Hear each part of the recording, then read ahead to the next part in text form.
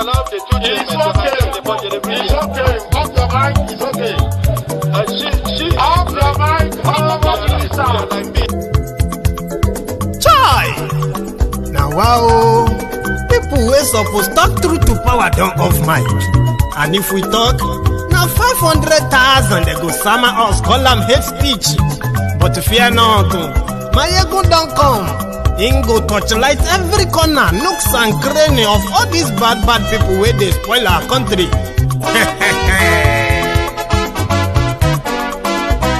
So my people make we laugh, oh, yo.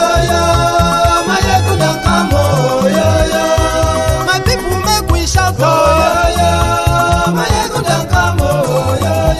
My ego don't come, man of the masses, oh, yo. My ego don't come, oh, yo. My ego diary politico, oh, yo.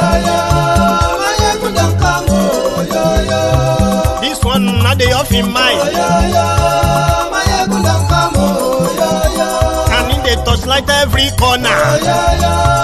My ego don't come, oh, yo. Okay, some people be they holla say they want the power. Chai. Them be promise us say we go get light and power. Nah. Them hustle sote they can't get the power. But now they know they do anything with the power. Sure. Every day dollar just they get the higher power over naira. Still them talk say make we off mind. But thank God say my ego don't come. So my people make you laugh, oh, yo. My ego don't come, oh, yo. My people make we shout, oh, yo. My ego don't come, oh, yo. My ego don't come, man of the masses, oh, yo. My ego don't come, oh, yo. My ego diary politico, oh, yo. My ego don't come, oh, yo. This one not the off in mind, oh, yo. My ego don't come, oh, yo. Person where they do evil, no one make person talk. Them say that my egun, that man too they talk. He too they talk. Say my egun diary, he they hot like pepper. But every day then they take money in bulk. Woman picking, they the street they hawk. Still them talk say make we no talk. But thank God say my egun don't come. So my people make you laugh, oh, yo. My egun don't come, oh, yo. My people make you shout, oh, yo.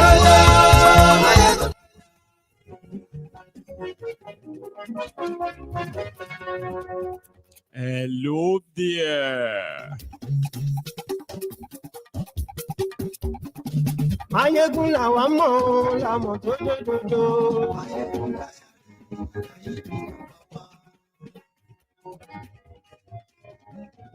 Mayegun làwa mọ̀ làmọ̀ tó dòdòdò.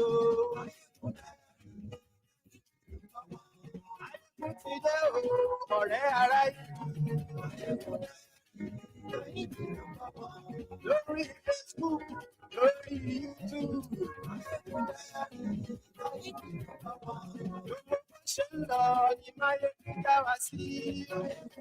Good morning to you. Àṣírí ọ̀dẹ̀lú. Good afternoon to you. And good evening to you from wherever you are joining us. It is Mayegun Live.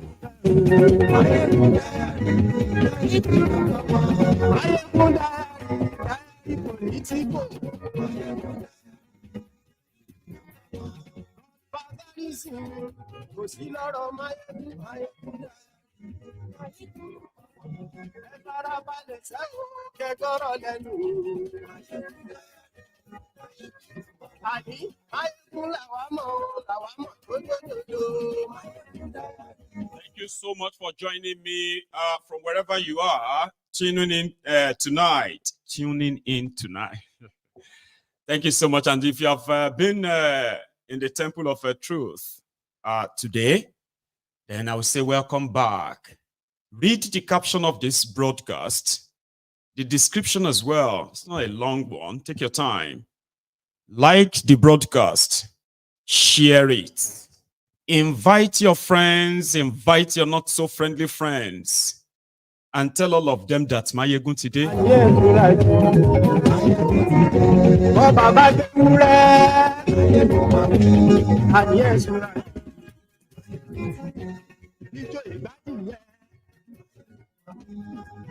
So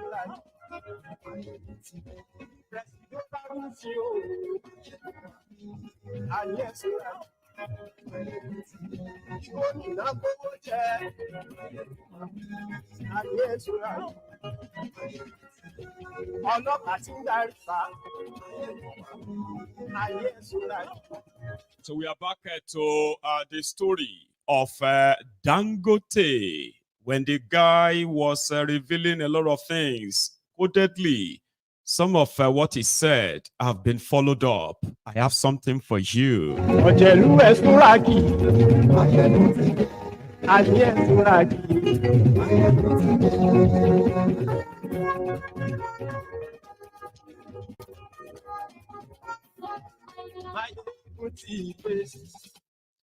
Mutide.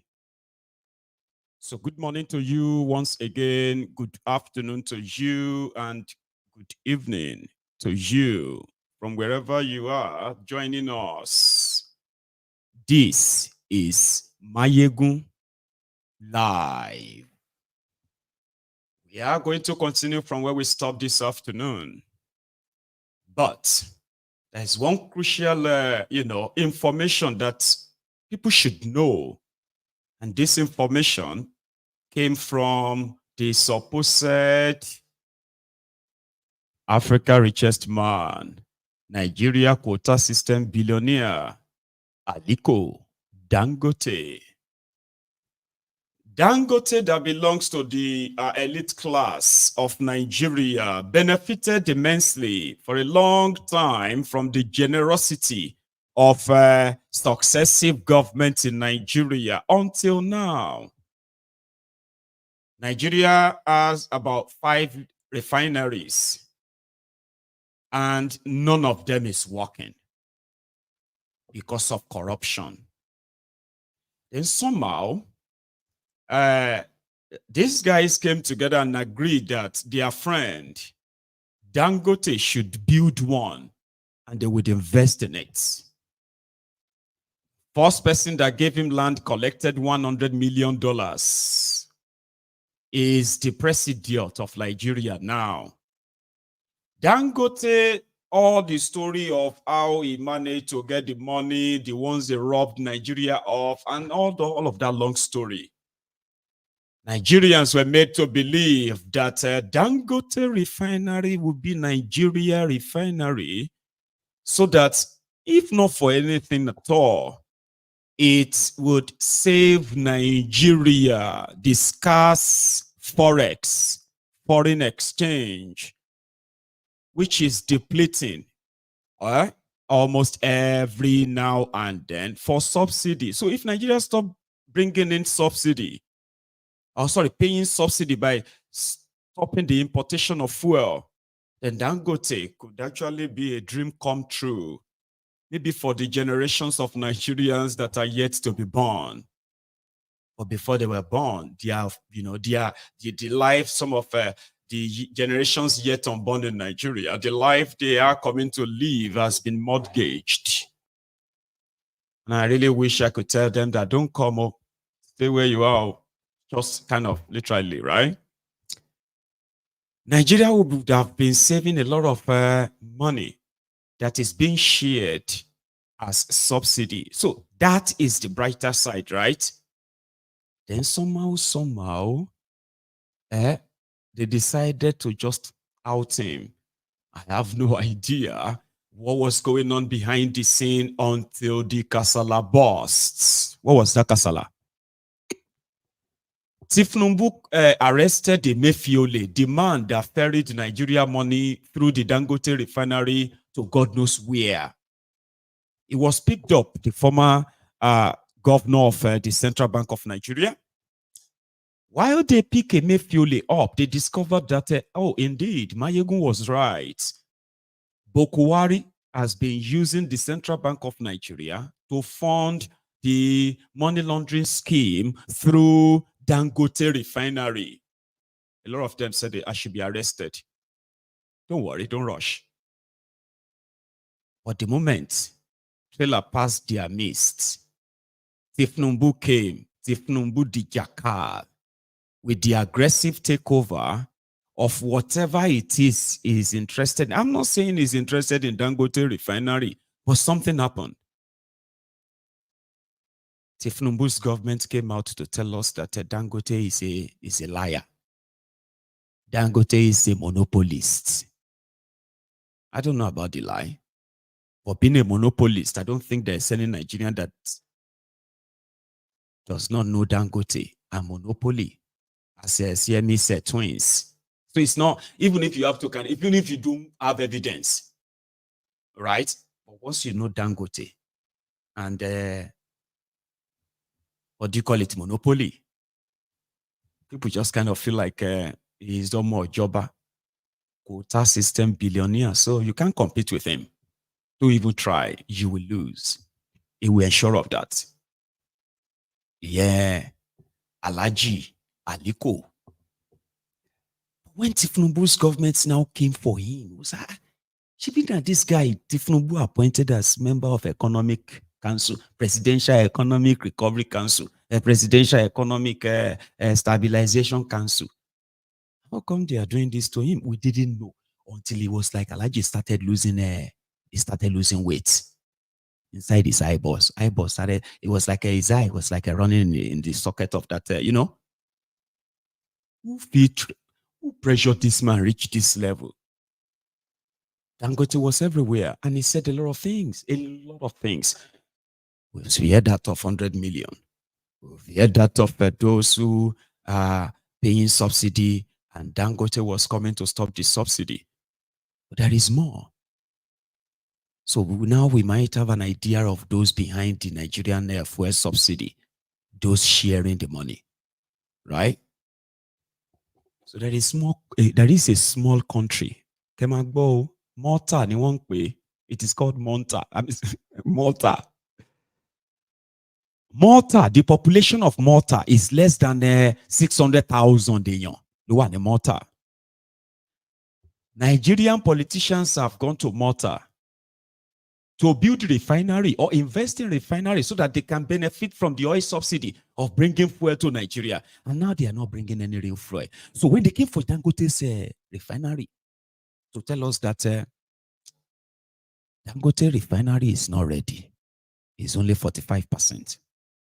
They also came out to tell us that, in fact, Dangote Refinery itself no even get quality oil. And nonsense in the refine. Government putting that out there.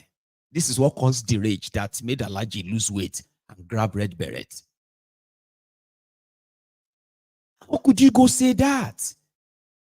Number one, it's not true. Number two, even if it is true, it is not in your place to say that.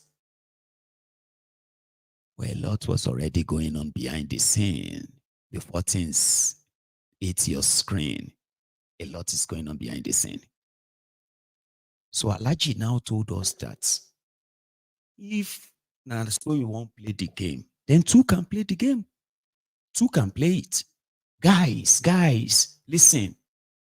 You have been buying killer fuel in Nigeria for years now. This is not even like what you are buying in Nigeria and call.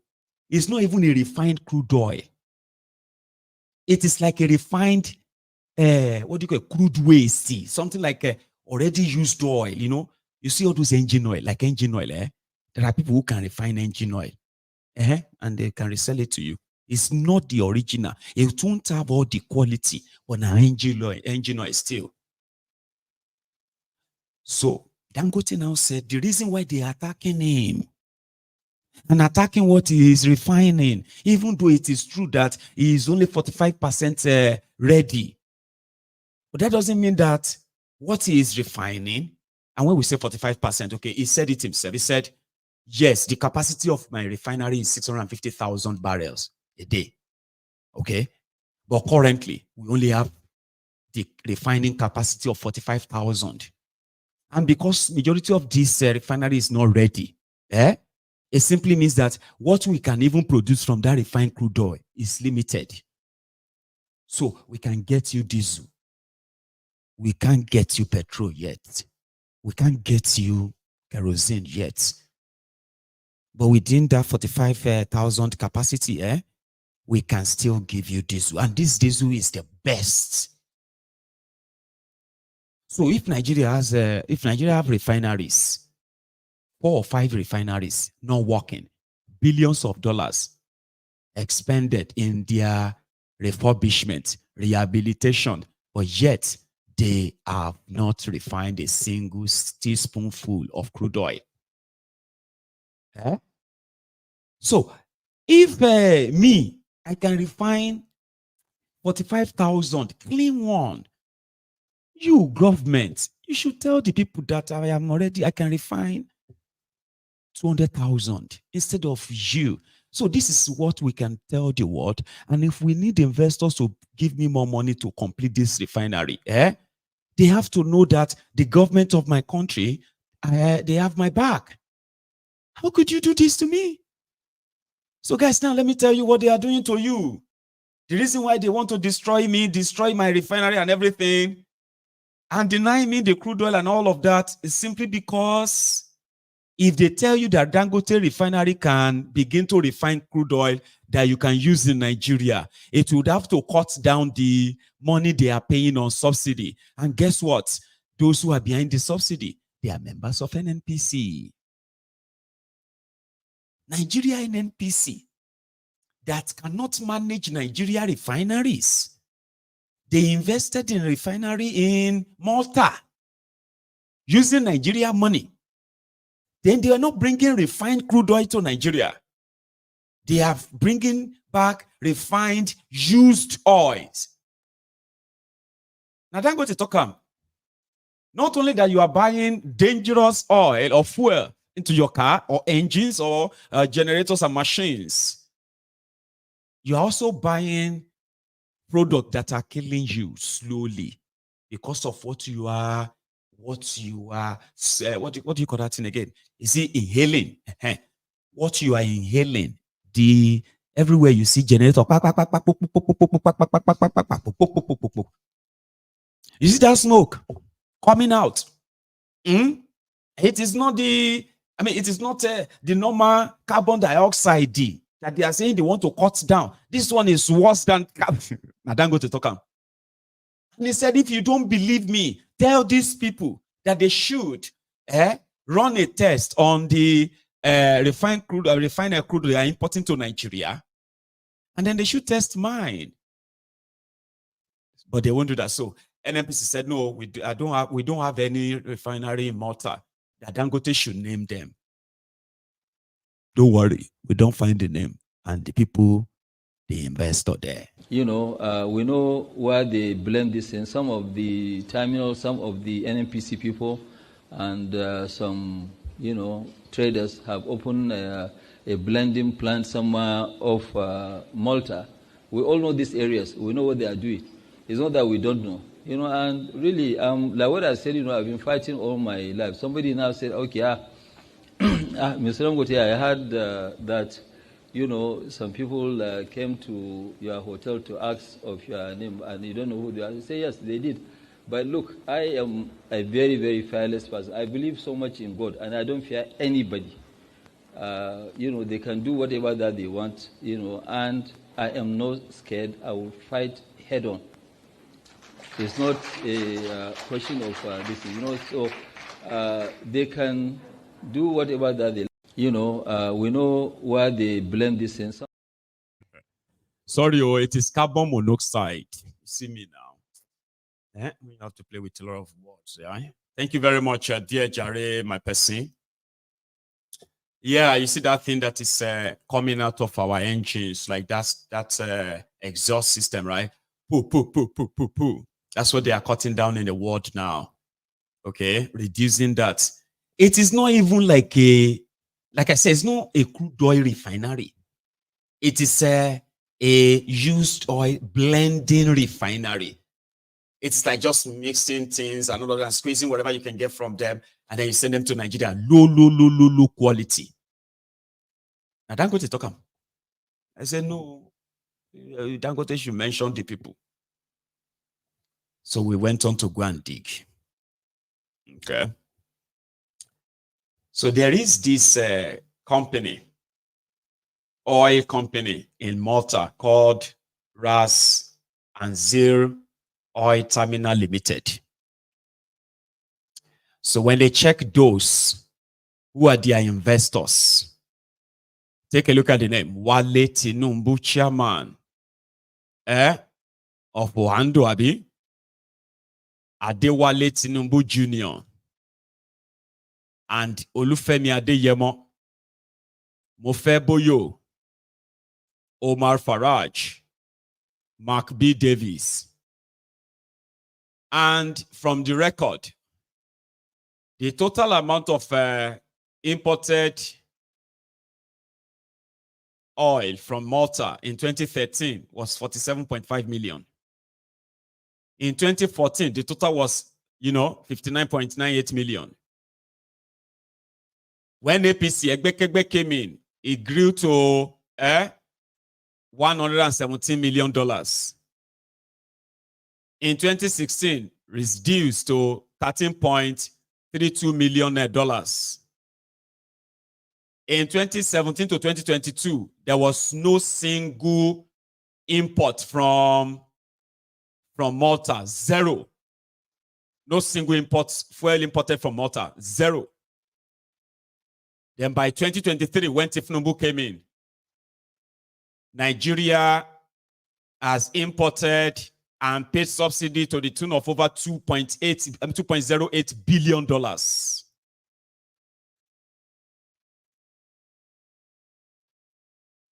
Do you now know where your subsidy money is going and why? Nigeria is paying more for subsidy now, for low quality fuel, and why they are attacking Dangote the way they have done. Can you connect the dots now?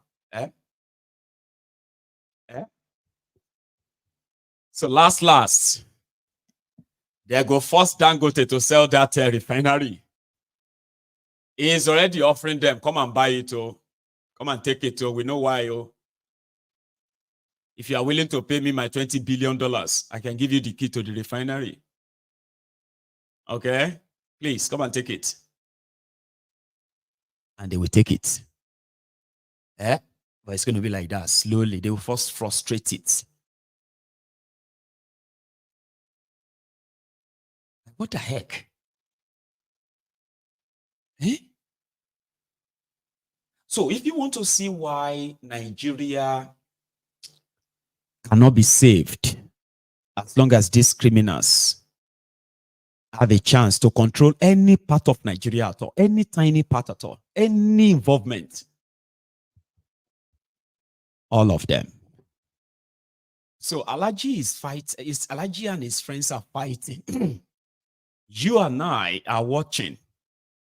Even though Alhaji would like us to be on his side, but the bottom line is this: the entire structure that is built his business in Nigeria, is built his wealth, right? The entire structure is actually the foundation of the blood of the innocent people, innocent Nigerians. Is not different from those who just want to come in, those who only sees your resources, but they don't see you. I am talking about the ones you call the imperialists. Nigeria has crude oil and doesn't have refineries that work. Nigeria has been flaring gas for over 60 years now. And yet Nigeria has no electricity. Nigeria produces crude oil, but it never really sells the crude oil than to collect royalty on it. Now, you want to go into the business of a refinery to fix a problem that is deliberately created. And since your friend said, don't worry, we'll take care of you. Okay? Take this money, continue the building of the refinery. Okay, build it. Don't worry, we're going to give you crude oil. Don't worry, it will be given to you. But there was no structure to actually say they can guarantee such. When these guys, when these guys are just pure rent seekers, pickpockets. But since Dangote was assured that they will be fine, you'll be our own now, Aliko. So he played along. That Nigeria has no crude oil of his own anymore. Didn't really bother him. They will figure his own out for him. That Nigeria have no real structure towards their crude oil to talk of, say, okay, who built this crude pipeline to take crude oil maybe to any part of Nigeria, not outside Nigeria? Or this gas pipeline that has been built, it can connect all the homes in Nigeria. So if somebody now says, I want to go into refinery, into gas, into oil and gas and all of that, then you know that at least the people you want to partner with, they have structures in place that can guarantee that your investment per se, if you have to be like to compete with others. But Alachi, sabi competition. His friends promised him that he will be treated differently. He will get whatever he wants. Now that same friend seems to be interested in the entire thing he built, not giving him what they promised him. And before they do that, they will first devalue him. And that is the Nigeria that is happening to Dangote. So the gang up, the takeover, Tinubu will buy and own everything substantial, either owned by government of Nigeria before he came, or owned by individuals. It is called aggressive takeover. Somebody described the Boko Haram's gang as low cost. That they just come and they just eat everything and everywhere is dry. But locusts are insects that eat on flowers and eat on plants, right? So once they do that, they will go. Now, the thing there is that locusts have their season. They come and they go. You see this Tinubu and his gang, Ikoko. I bet what is the English of Ikoko again? Don't say no. Ikoko Ajero Jegu. Is that not hyena? Help me. Hyena. Or a female hyena is hyena now. Hyena. Tinubu and gang are like hyenas. They know they pass and just go. Locusts they are like bees, right? They just want to have a bite. They go. Ikoko, Ajero Jegun, he go chop meat, chop bone. Now meat go first go. Then bones. He go chop and chew am. That is what Tinubu's are. And they take them time. It is called aggressive takeover. Ask people in Lagos. Ask them. Those they took their lands, those they took, ask them. It is aggressive. And they always have those that will draft it, and possibly if you are too stubborn, then they put it into your criminal constitution. Then it becomes law. I love one thing that Dangote said. He said he is a fighter. Now that he has helped us to know that the new people, I told you then that when he said subsidy was gone, that it was, it was not what you probably thought he was saying. No. When he said subsidy was gone, he was telling you that Boko Haram and the people collecting the subsidy, they are gone. It is now my turn, Emilokon. So it's going to be my own subsidy regime.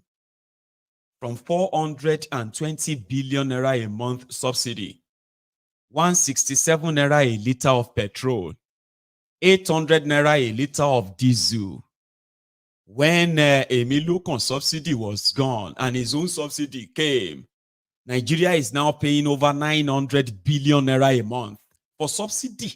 Money within the share. Now we know who they collect them now.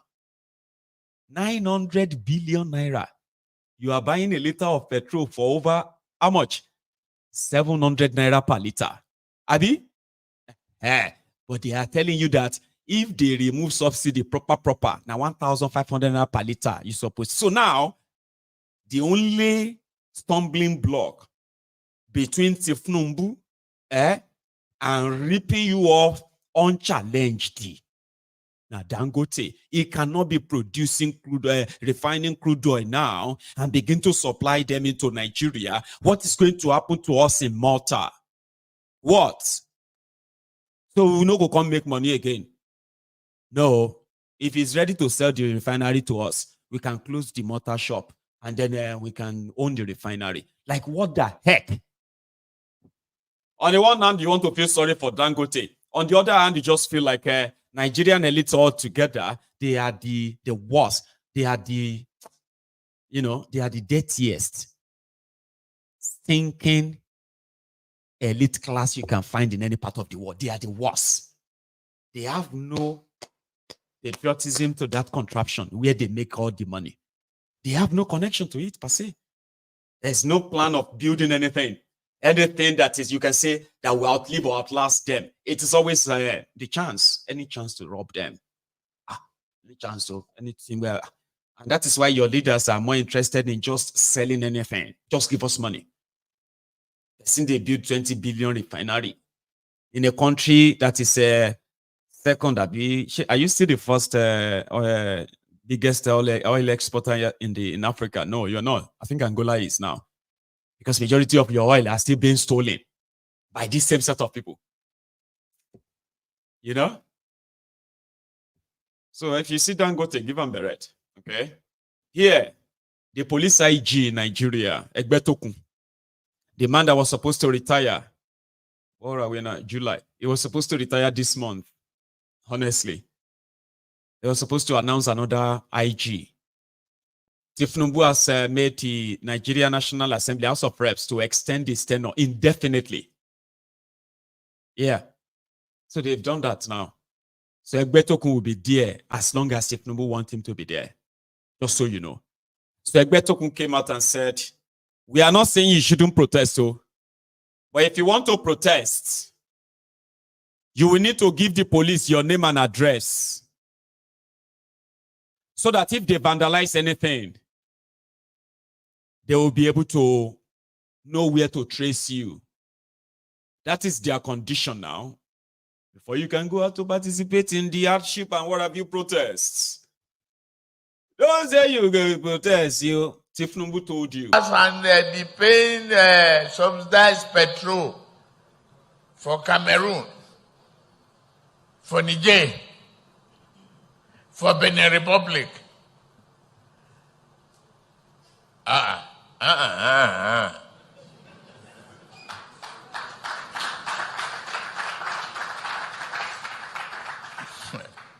No matter how long you protest, though, we are going to remove subsidy.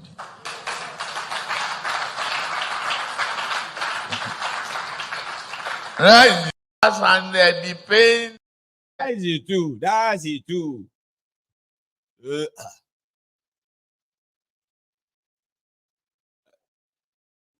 No matter how long you protest,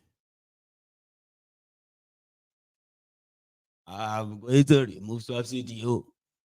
That's it too. That's it too. That's it too. The druggie. Now he's replaced those who are going to be collecting it, and they have been smiling to the banks.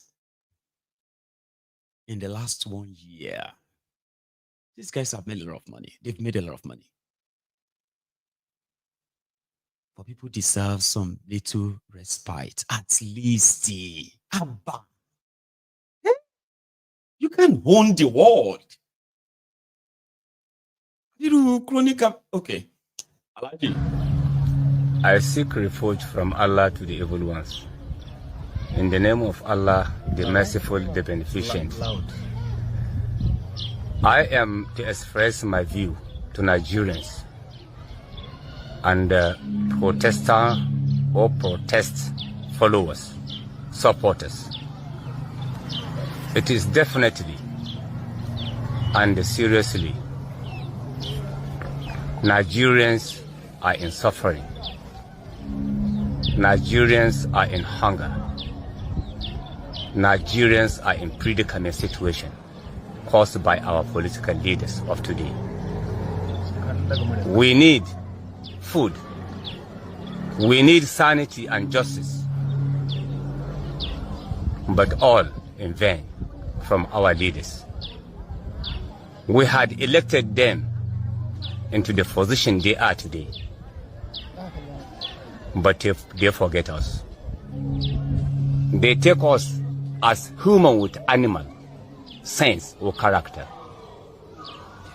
They leave our children in illiteracy, poor education, poor health, bad roads, higher cost of living. We have nowhere to express our view, to open our mouth, complain, so that our problem will be solved, unless through leadership. Politics agree and accept protest if it is peaceful. We mean to make a peaceful protest to express our view and to express the hardness and the hardship we are.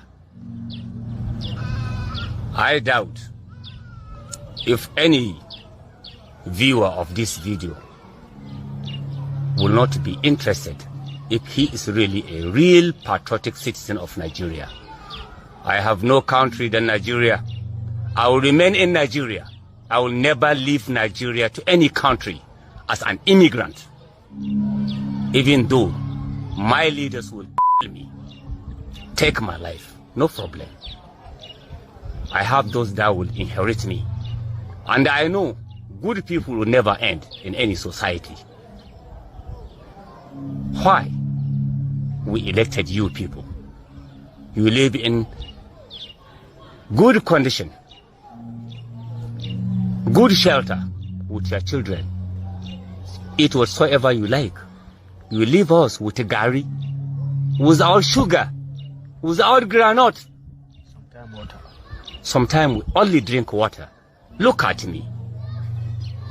I was a strong person, hefty. But today I have emaciated. Emaciated, fully emaciated. Look at me. I want to live as you live. Good health. I doubt if our problem will be solved without making protests. We have to, thanks with the eastern part of Sokoto State, Gorani local government, Gada, Wurno, Isa, Sabon Birni, we have thanks Nigerian army. Because without the Nigerian army in Gorani local government and those the above mentioned local government I had said Sabon Birni and what have you, we could have been the grave. They bring us a little peace, but surely they are not accommodated what they're supposed to be accommodated. Weapons. They don't have full weapons. How can a soldier will go to war with only Frank National rifle? No hand grenade, no rifle grenade, no life jacket, no helmet, no, and no. I was a soldier. I had fought war in different types of countries, Liberia, Sierra Leone, and other places, even in the Middle Europe. But we dressed in combat. We were given all weapons that we deserve to have. Successfully, we maintained the respect of Nigeria there.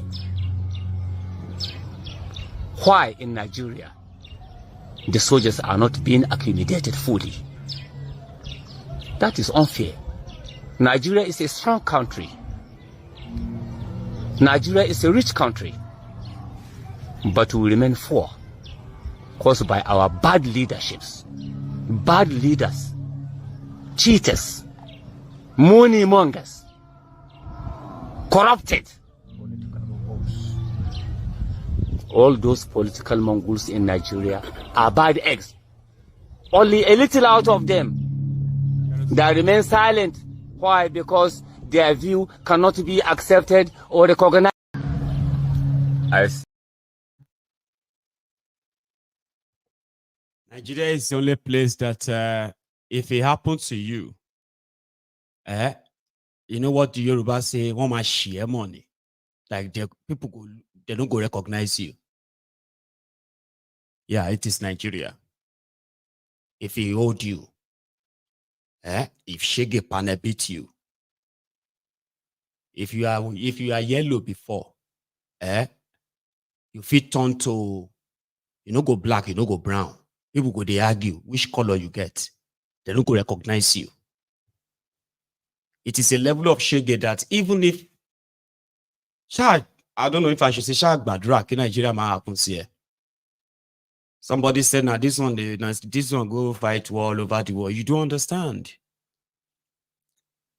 When you look at people that used to believe in Nigeria in their prime, if you look at some of them today, that man that you are looking at, you could think say maybe be like about 70 years old or 70 something. If he be just 45-year-old man, if he be under 50, yeah. See, if you see Shege to naked, now only you know, they go say, waiting your eyes see, you feel no feel, your mouth feel no feel talk am. You know that kind of thing. Maybe say they go say, you know, something will happen to some people, and then they will just make up their mind that they won't talk again till they die. Kilo days, two eyes, what I saw. That's what Nigerian politicians have become to Nigerians, and they are not seeing it.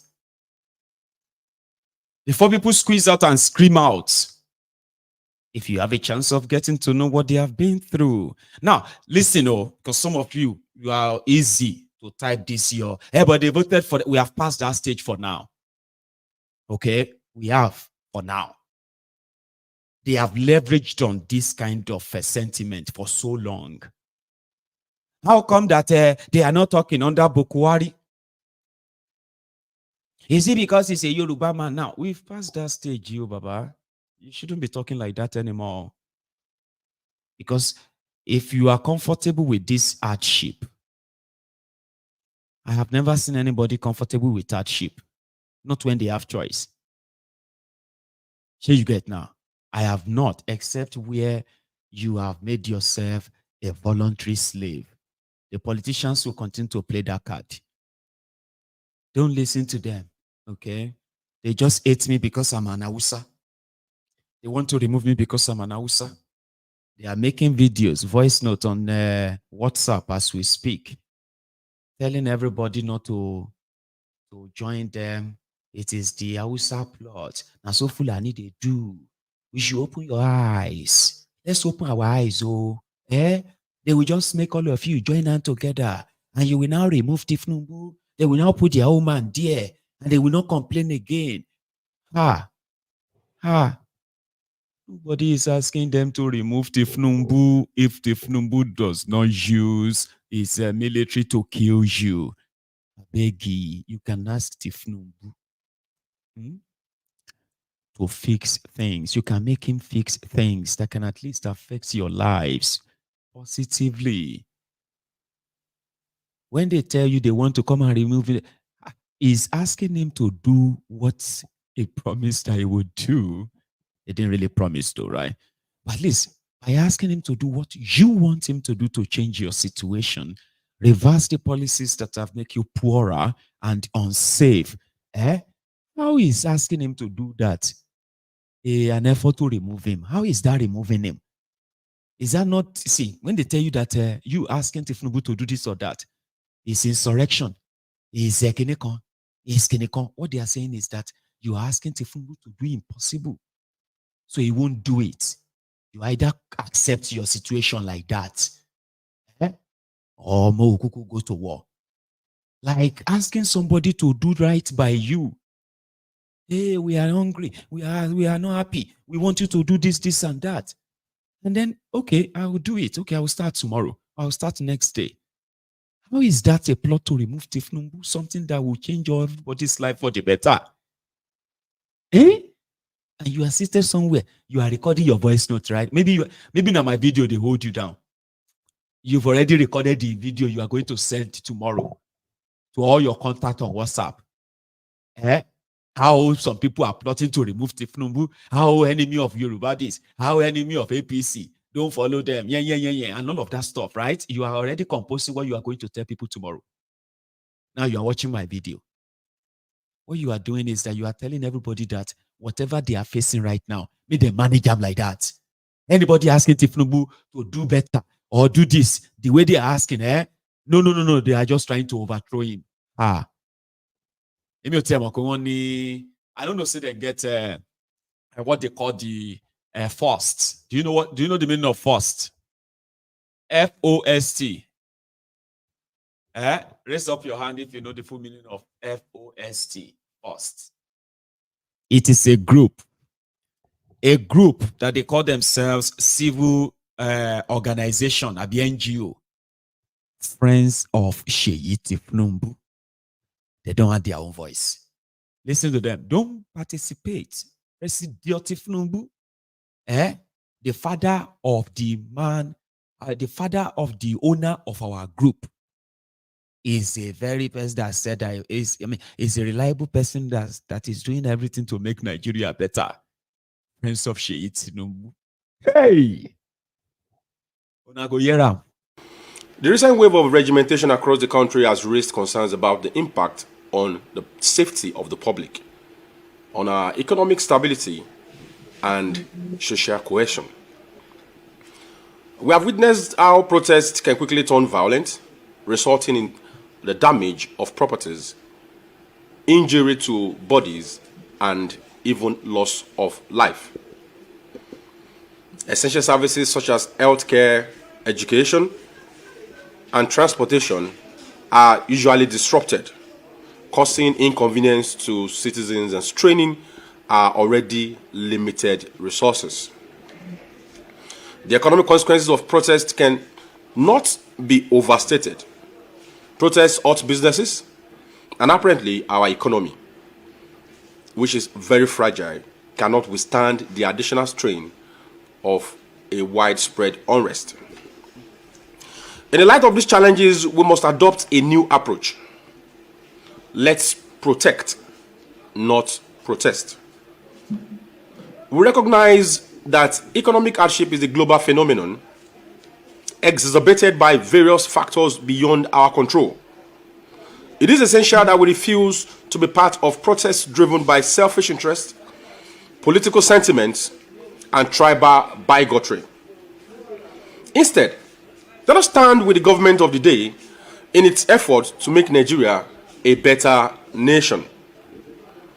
Our nation stands at a pivotal moment in history, and it is crucial that we approach our challenges with a sense of unity, purpose, and commitment to constructive engagement.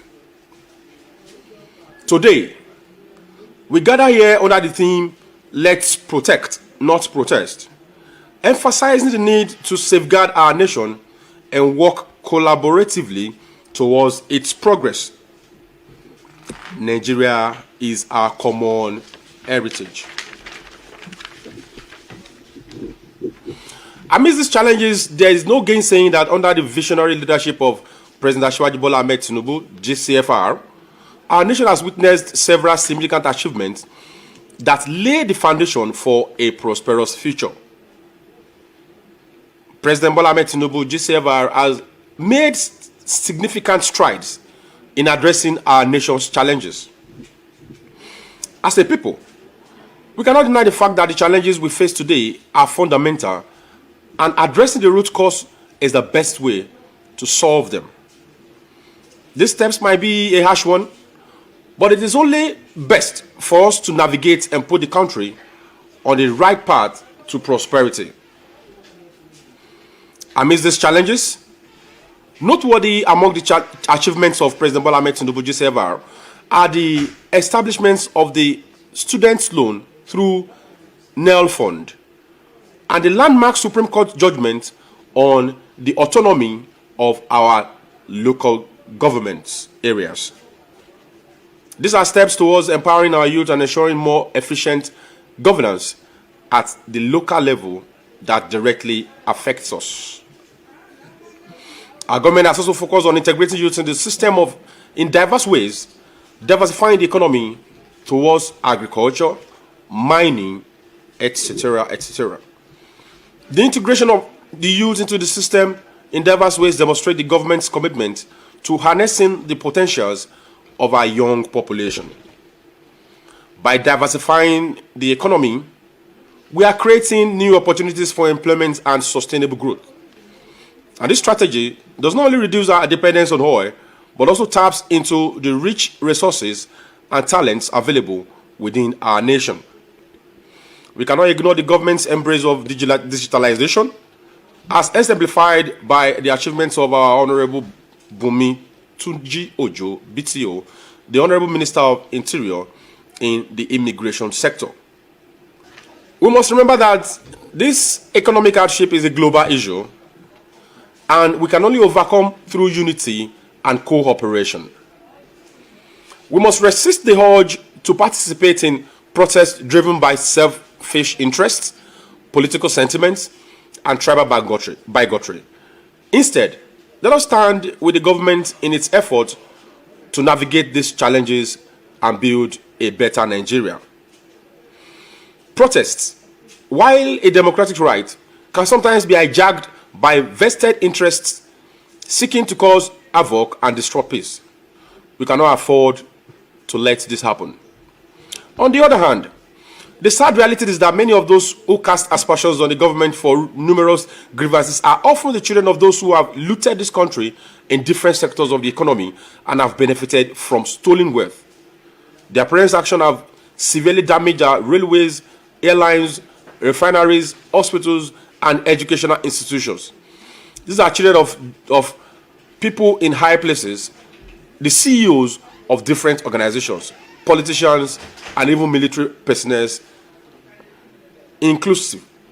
It is pertinent that we recognize the irony and avoid being used as pawns in a game of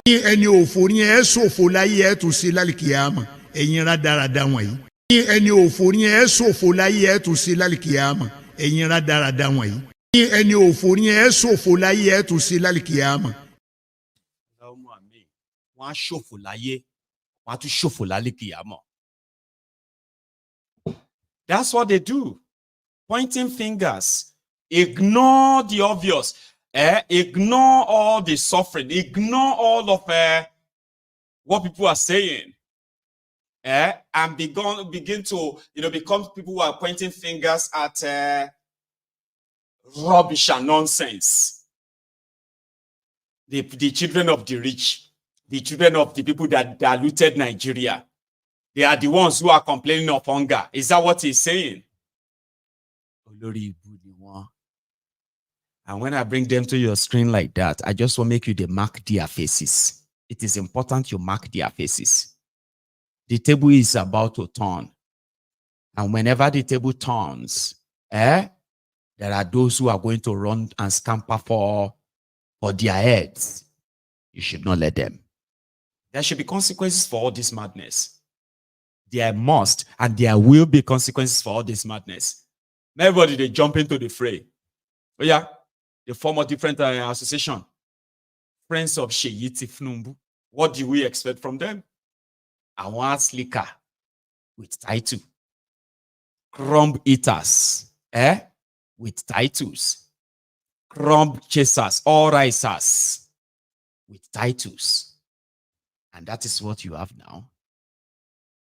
In Nigeria, here is this one where we say, they come to Nigeria again. Except when they tell him that the coast is clear. For the second time in 3 days, Oji Uzokalu from America. The senator in Nigeria, Senator Oji Uzokalu. I know times are very hard, but this is not the time that we should go to protest. Going on protest now Well, it might be beneficiary for democracy, but it will not be expedient for our economic development. I want to appeal to all CSOs, all youths, all people who are thinking that what happened in Kenya can happen in Nigeria, to shape those plans. Give President Tinubu a little more time. It's too early to judge what he's doing. There's no president that will be elected by any country. I will be happy that the citizens are suffering. I know President Tinubu himself knows that we are hungry. He knows that we are suffering. He knows that things are not the way it used to be. And I'm sure and I'm convinced that he's working on it. Please, my appeal might not be too heavy. My appeal is just to youths, the CSOs, the NLCs, the TUCs, and all the unions, not to damage our present infrastructure. Replacement is very heavy. This is 2024. The oil money is not running as it used to be. And I repeatedly told you people this when you wanted to go on strike sometime in 2020, 2021, that Buhari is not the owner of this country. Today, Buhari is in Daura. Like Tinubu is not the owner of this country. In some years, latest 8 years, Tinubu will also be back in Lagos. And the country is my country, it's your country, it's our country. Please, let's give him some time. In the press conference I heard in Ibe, I said people should give him about 2 to 3 years. It's difficult what have gone wrong in this economy to be resolved in few days. People like me have built businesses and suffered in this economy. Suffered losses caused by apparatus of government.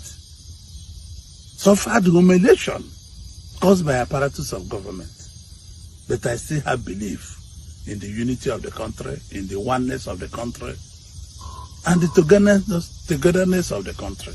Country must resolve its issues, and I hope that President Tinubu will resolve some of those issues. He will not be a fool to leave us hungry, to leave us stranded. Anarchy loans. Anarchy loan. When they begin, they make videos like that. You yourself should know that water don't pass Gary. Let me say this. Let me ask you this question. To those of you who are saying they shouldn't have announced the protest dates in your life, I don't know how old you are. Have you ever seen Nigerian politicians or Nigeria entire establishments running mad because a protest is coming like this? Have you ever seen anything like that before? Have you ever experienced anything like that before? That they are calling meetings here and there, and all of them are coming out to come and beg people, please, please, don't do what is going on in Kenya. So they were all watching what was going on in Kenya. Probably they were even fantasizing it like, oh, if this thing should happen in Nigeria. You know, Nigeria is so big. Where are we going to run to? So why is everybody talking about Kenya? And they are not talking about the demands of the people? You are all living large, lavishly.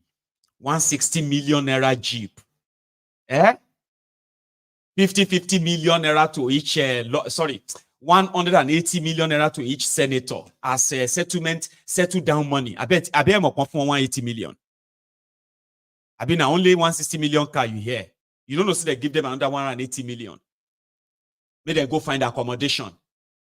Every senator. So you don't know that.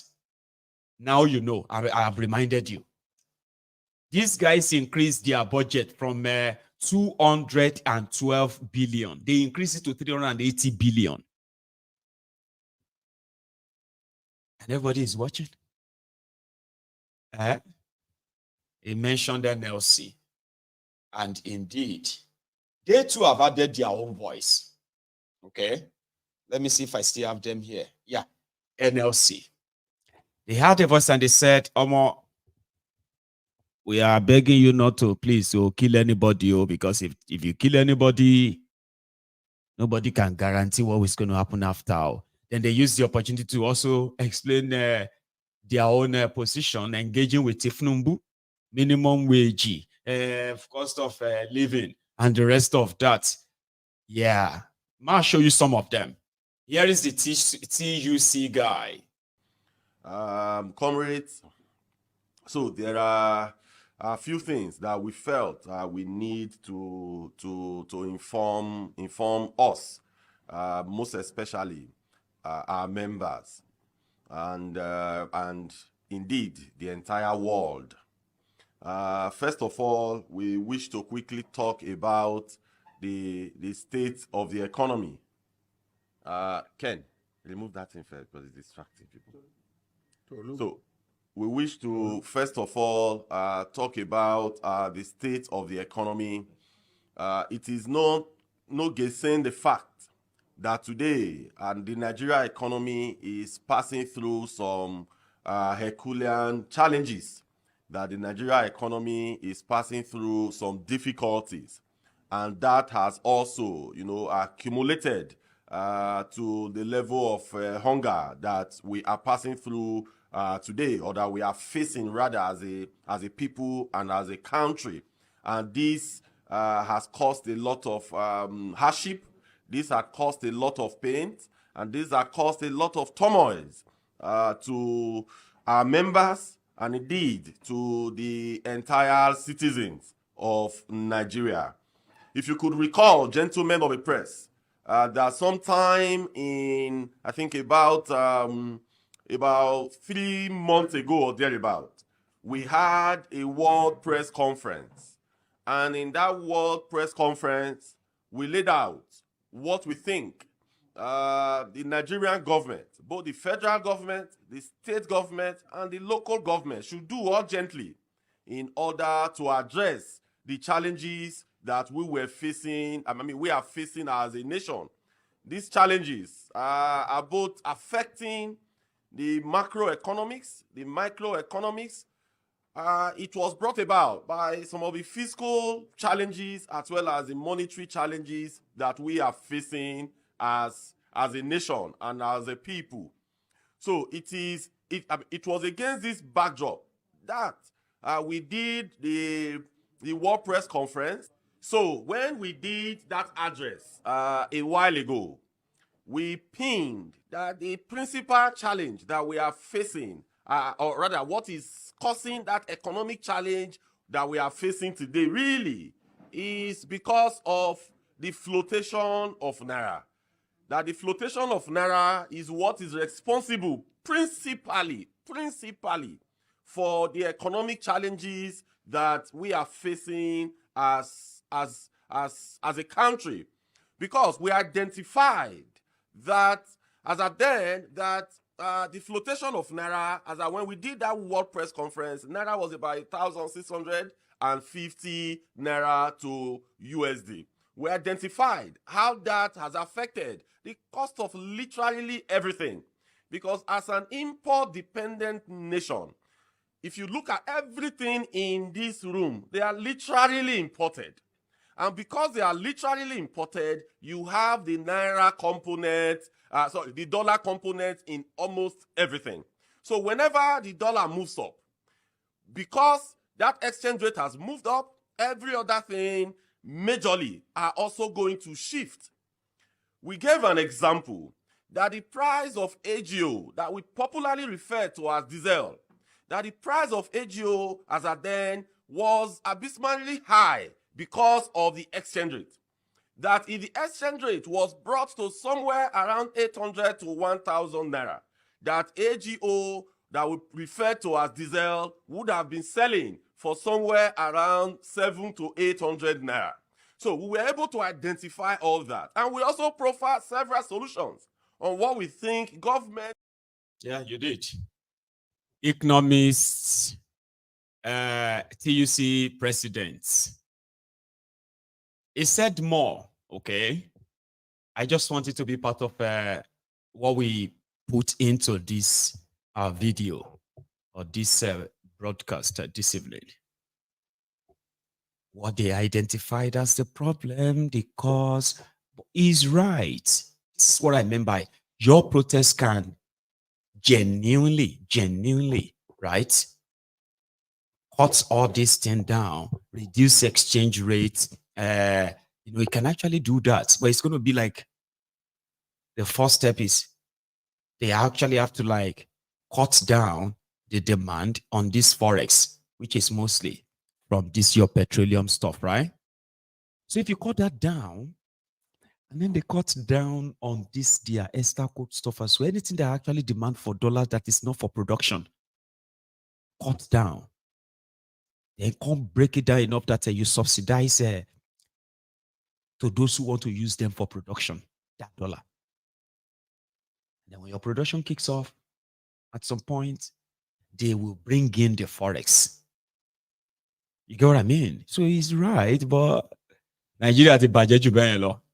Like logically, that's what will happen. But Nigeria is a place where logic has been stamped on its head. Okay? Whatever is logical anywhere, don't take it to Nigeria. That's your beautiful idea. You see, let me tell you, if we just, hey, calm down. If we are talking logic and we are talking Nigeria, they do not correlate.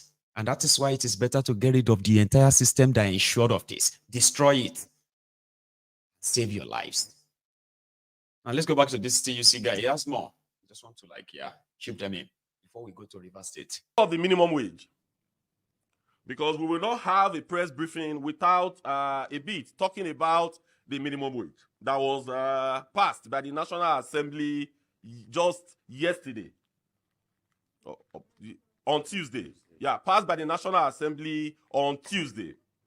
First, we wish to thank the National Assembly for the speed with which they used in passing the National Minimum Wage Act, or the National Minimum Wage Bill into an act. If you could remember, when the national anthem was changed with that level of speed, we posed a challenge to them that they should use the same speed in passing the national minimum wage. When we paid a visit to the Senate and the House of Reps, as conveyed by them just before the last national strike, they actually, we had some bantering on this, and we told them that the way you passed the national anthem with the speed of light, that whenever the bill is submitted to you, we want you to also pass the same bill, pass the national minimum wage bill with such speed. And we were quite elated when that happened in the floor of both houses, both the Senate and House of Reps on Tuesday. So, comrades, gentlemen of the press, you are all aware that the national minimum wage was agreed between the organized labor and the president of the Federal Republic of Nigeria on Thursday last week. And I just want to bring us to speed on some of the indices that led us to the acceptance of this figure. As you are aware, that negotiations such as this is a tripartite negotiation. Organized labor, organized private sector, and government. And within the government, you have different strata of government. You have federal, you have state, and you have local government. And we are all aware on the seesaw that we saw during these negotiations and during these conversations. And we have also listened to a lot of comments and commentaries that have emanated since Thursday last week, when the news broke that the president had mentioned 70,000 naira that we said we were going to take to our respective organs. You know, in minimum wage negotiations or any wage increment negotiations, it is always backed by data. It is always backed by fact. When we were going into that conversation, when we were going into that negotiations, on our part, we strived for a living wage. On our part, we were not talking about minimum wage. What we submitted to government, 615,000 naira, was actually a living wage. But when we got to the table, they told us that all they want to discuss is minimum wage and that they weren't there to discuss the concept of living wage. Why did we push in that regard to discuss issues around living wage? Because we felt that with the challenges that Nigerians are facing today, that we should not be looking at just minimum wage, but a living wage. And secondly as well, gentlemen of the press, we also heard from grapevine that government across all levels, that they were looking at 50,000, that at best, that they were looking at the sum of 55,000 naira, that was where they want to place the cap. So when we heard that they want to underprice us, on our part as well, we also needed to overcut them. So these were the thoughts that went into the submission of 615,000 naira. But in doing all these, we understand that when the chiefs are down, when what we need to discuss is the concept of minimum wage, that there are some certain principles that guide negotiations all over the world. And chief of them is inflation. So inflation is what guides negotiations, salary increments, and wage increments all over the world. So in our quiet corner, we did our own analysis. And in that analysis, we said that this was within us, that the last minimum wage that was signed into law by President Muhammadu Buhari was 30,000 naira, and it was signed on the 18th day of April 2019. So, in our calculation, if you take 18th day of April to 2019 to 18th of April 2020, what was the inflation figure? If you look at the slide that we have there, the inflation figure was 12.34. Then if you take the inflation figure in April 2021, from the slide there, it was 18.12. Then if you take for April 2022, it was 16.82. Then for April 2023, it was 22.22. Then for April... The cost of fuel has gone up. Food and other prices have followed it. Households and businesses struggling. Things seem anxious and uncertain. I understand the hardship you face. I wish there were other ways, but there's not. This is not the Ahmed Bola Tinubu I know. Since 1992 when I encountered you, I don't think this is the Ahmed Bola Tinubu I know. That calls me his friend and I call him my friend, and calls me my son and I call him my father. This is not the Ahmed Bola Tinubu I know.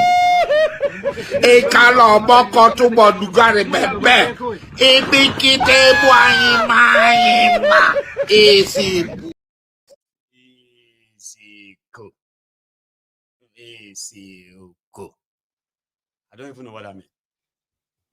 So what the TUC was doing there was to brief the workers and tell them it's like giving them the feedback from what transpired between them and Tifnumbu. But the shege is more than 70,000 naira. The shege before you, the inflation, hyperinflation before you, is bigger than what 70,000 naira can undo. Well, they said they were happy to collect that. Even a youth copper was praying for him. Good afternoon, sir. My name is Odola Khalil, one of the core members that belongs to Batch B Stream 1.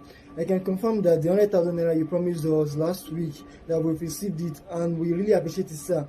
We pray that God Almighty continue to protect you and your family, and may He see you throughout your tenure. We really appreciate it, sir. Your call in Bajel, and the way you put smile on us, we pray that God Almighty also will continue to put smile on you and your family. Thank you, sir.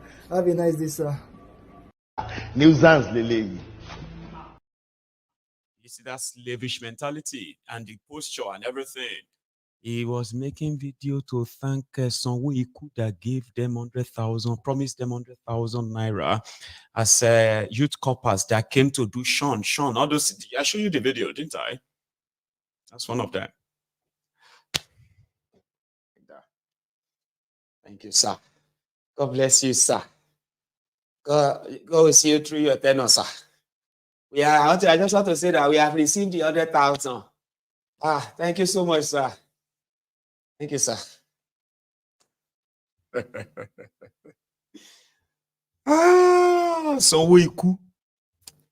Sanwo-Iku promised over 400 million naira of Lagos taxpayers' money, and that guy got 100,000 from it. And he's so grateful. Thank you so much, sir. So on social media, people don't tear up. Wait till they worry you, God say, "Kilo share you with the buy it to the Lord." Like they rob you all. Then they begin to now do Father Christmas. Father Christmas say, he gave me 500,000. He's such a very good man. God bless you, sir. Everything you want in your life, you will get it, sir. Sir, even if you want to become the life governor of Lagos State, inshallah, in Jesus' name, you will become that in Jesus' name. Thank you, sir. 100,000. 100,000. When a working system could really make a youth copper, right? A youth copper to get his own allowances and everything there. You are a youth copper, right? When Agbeke was doing was doing HND in graphic design, right? And she, we just had Akinola back then. So there were some privileges that comes with that, not money. You get what I mean? Oh, you are a student. Council tax. We know they pay again. Just pay on your student in the con. You do not need to double left for anybody. You do not need to pick up any form anywhere. You just take it there. Do you have a student in this household? Yes, I do. And that saved me throughout about 2 years. It saved me 125 pounds every month. Calculate it. In 2 years, just for her being a student. And being a student, there is this money that they give to them, right? I want to remember, for those of you who live in the UK, not in England, this may be strange to you, but it holds in Scotland, right? So there's this money. That money is just for you to get yourself ready that you're about to go to school. What do you need? Do you want to buy school materials? Do you want to buy laptop? Do you need a laptop for your course? Do you need this or that? Or more? Agbeke collected that check, not check per se. He collected that over 2,000 pounds sterling. The moment her admission was confirmed, she was to go and use that to get the material for her artwork, for her design and everything. Printer new. She wanted printer new. She wanted the desktop new. iMac desktop, La Laura, used. Not new one. Correct stuff, refurbished iMac desktop for her. It was given to her by the Education Board of Scotland. Nobody say she go to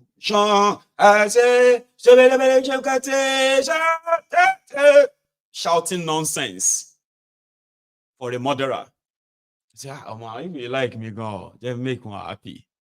I give all of you 100,000 naira. Thank you, sir.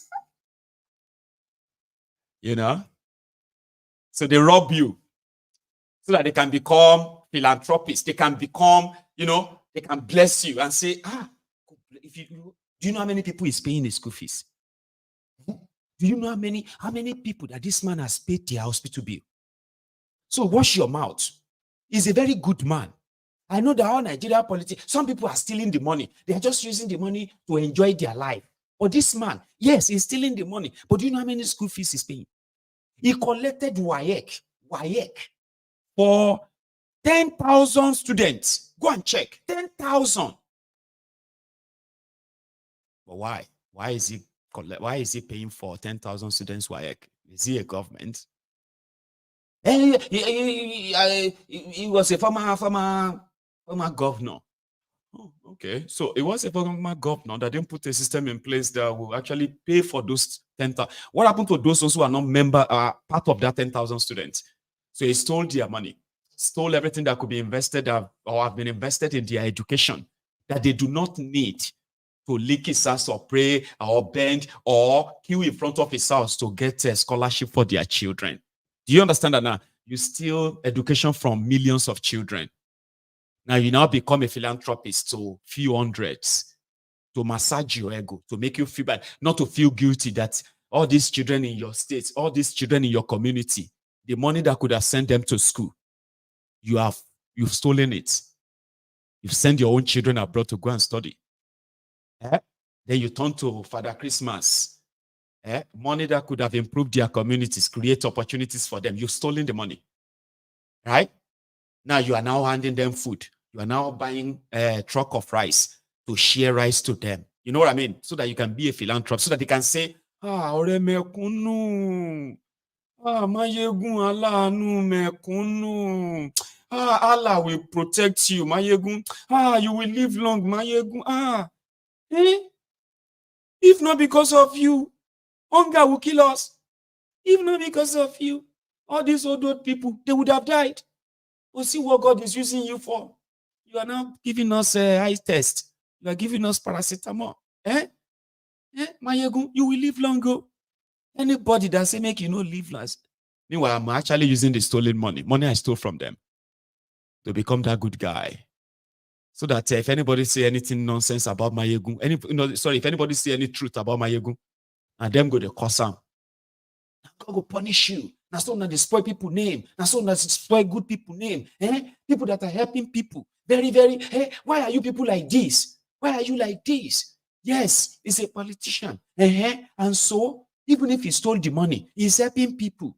He bought transformer for our streets. He was the one. If not because of him, for 3 years, we don't get electricity. It was him that came and he bought us transformer. That's how we got electricity. Because they have made you to be like that. So how am I going to convince you that you are just an ordinary voluntary slave? That if you mend your way, that man that you are praying for, now stone, you go stone him. How do I say that? How can I make it, how can I explain that to you? How? You have people who have so much money, but they do not produce anything. He's a businessman. Which business? I don't know. I just know that he returned from America and then he's made his money in America. Really? And do you have a clue of what he was doing in America that gave him that billions? Since you said he's made the money before joining politics. Well, I don't know. I read it somewhere that he was working for Mobile. Okay. Is that how he made his billion? Well, Baba, leave that one, Jare. God has blessed him. God has blessed him. Let us agree that God has blessed him. And let us just pray to God to bless us too. No, I don't want that blessing. I don't want such. No, you shouldn't be telling anybody to, you shouldn't be saying it to people that, let's leave that one, Jare, and God just bless him. Let's leave him, Jare, and let's pray to God to bless us too. No, ain't that kind of blessing. That's the kind of blessing that put millions of people in poverty. That shouldn't be something you should be praying for. It is what has made your own life miserable too. So that's not a blessing. It is a curse. A big one. I'll go to next thing. Now, let's go to River State. Well, I'll tell you Rivers again, but I'll start with this guy that is giving Tinubu warning. I have a full video now. Let's go to River State. Fubara versus Wike. Here is a former Wike gunman who is now on the side of Fubara, warning Tinubu directly. Listen carefully. Yeah. Good afternoon, ladies and gentlemen. My name is Ambassador Chijuki. I'm the chairman, caretaker committee of the local government area of River State.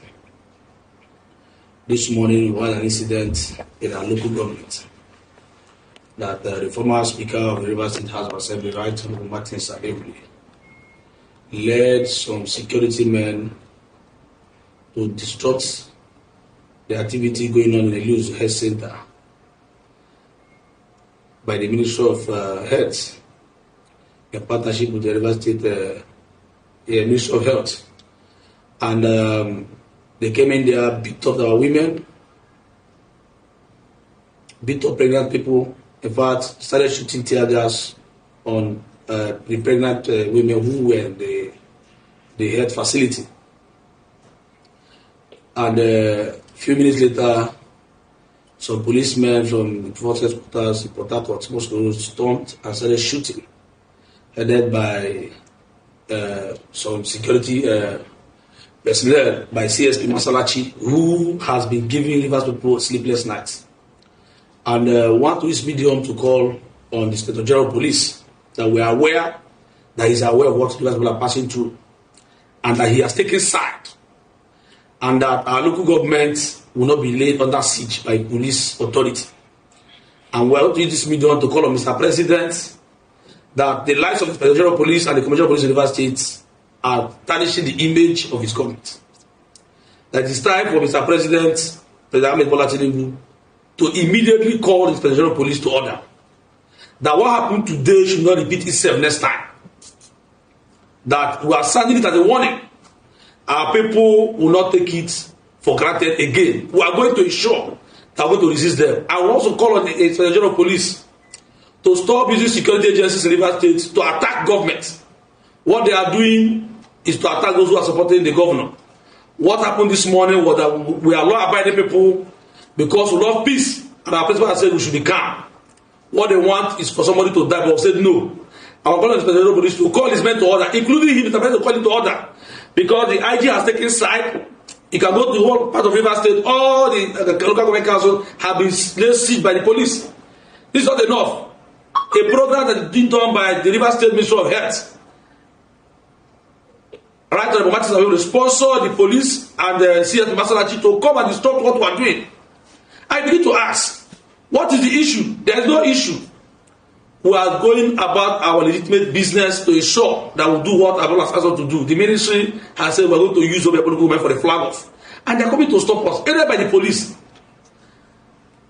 I want to call on Mr. President that it is time he call these people to order. And I'm also aware that their leader, the Minister of Health, Chief is the one who is sponsoring this crisis in our state. And as a local government, we want to call on Chief that he should concentrate in what is in Abuja. Allow Rivers people to rest. Our people have rejected them. He can't force people to love you. We have said no. We can't follow you. You have done your tenure for 8 years. Allow Fubara to be governor for his own tenure for 8 years. You can't use police to force people to love you. No. If you see what play that today, you can see that our people have rejected, including Martin Sadeguli. That is our community. I am from that community. So you see the show of love that they have rejected Martin Sadeguli and his cohort. They have people said, go, we are not interested in what we are doing. I want to also call on Mr. President. I don't know if you're not aware of what's happening in Nigeria, that these people are demarketing his government. They are trying to tarnish the image of his government. So Mr. President should immediately call in some of 1 week order.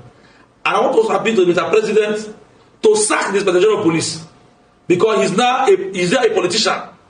He has taken side. He's not less than answer to the Minister of FCT.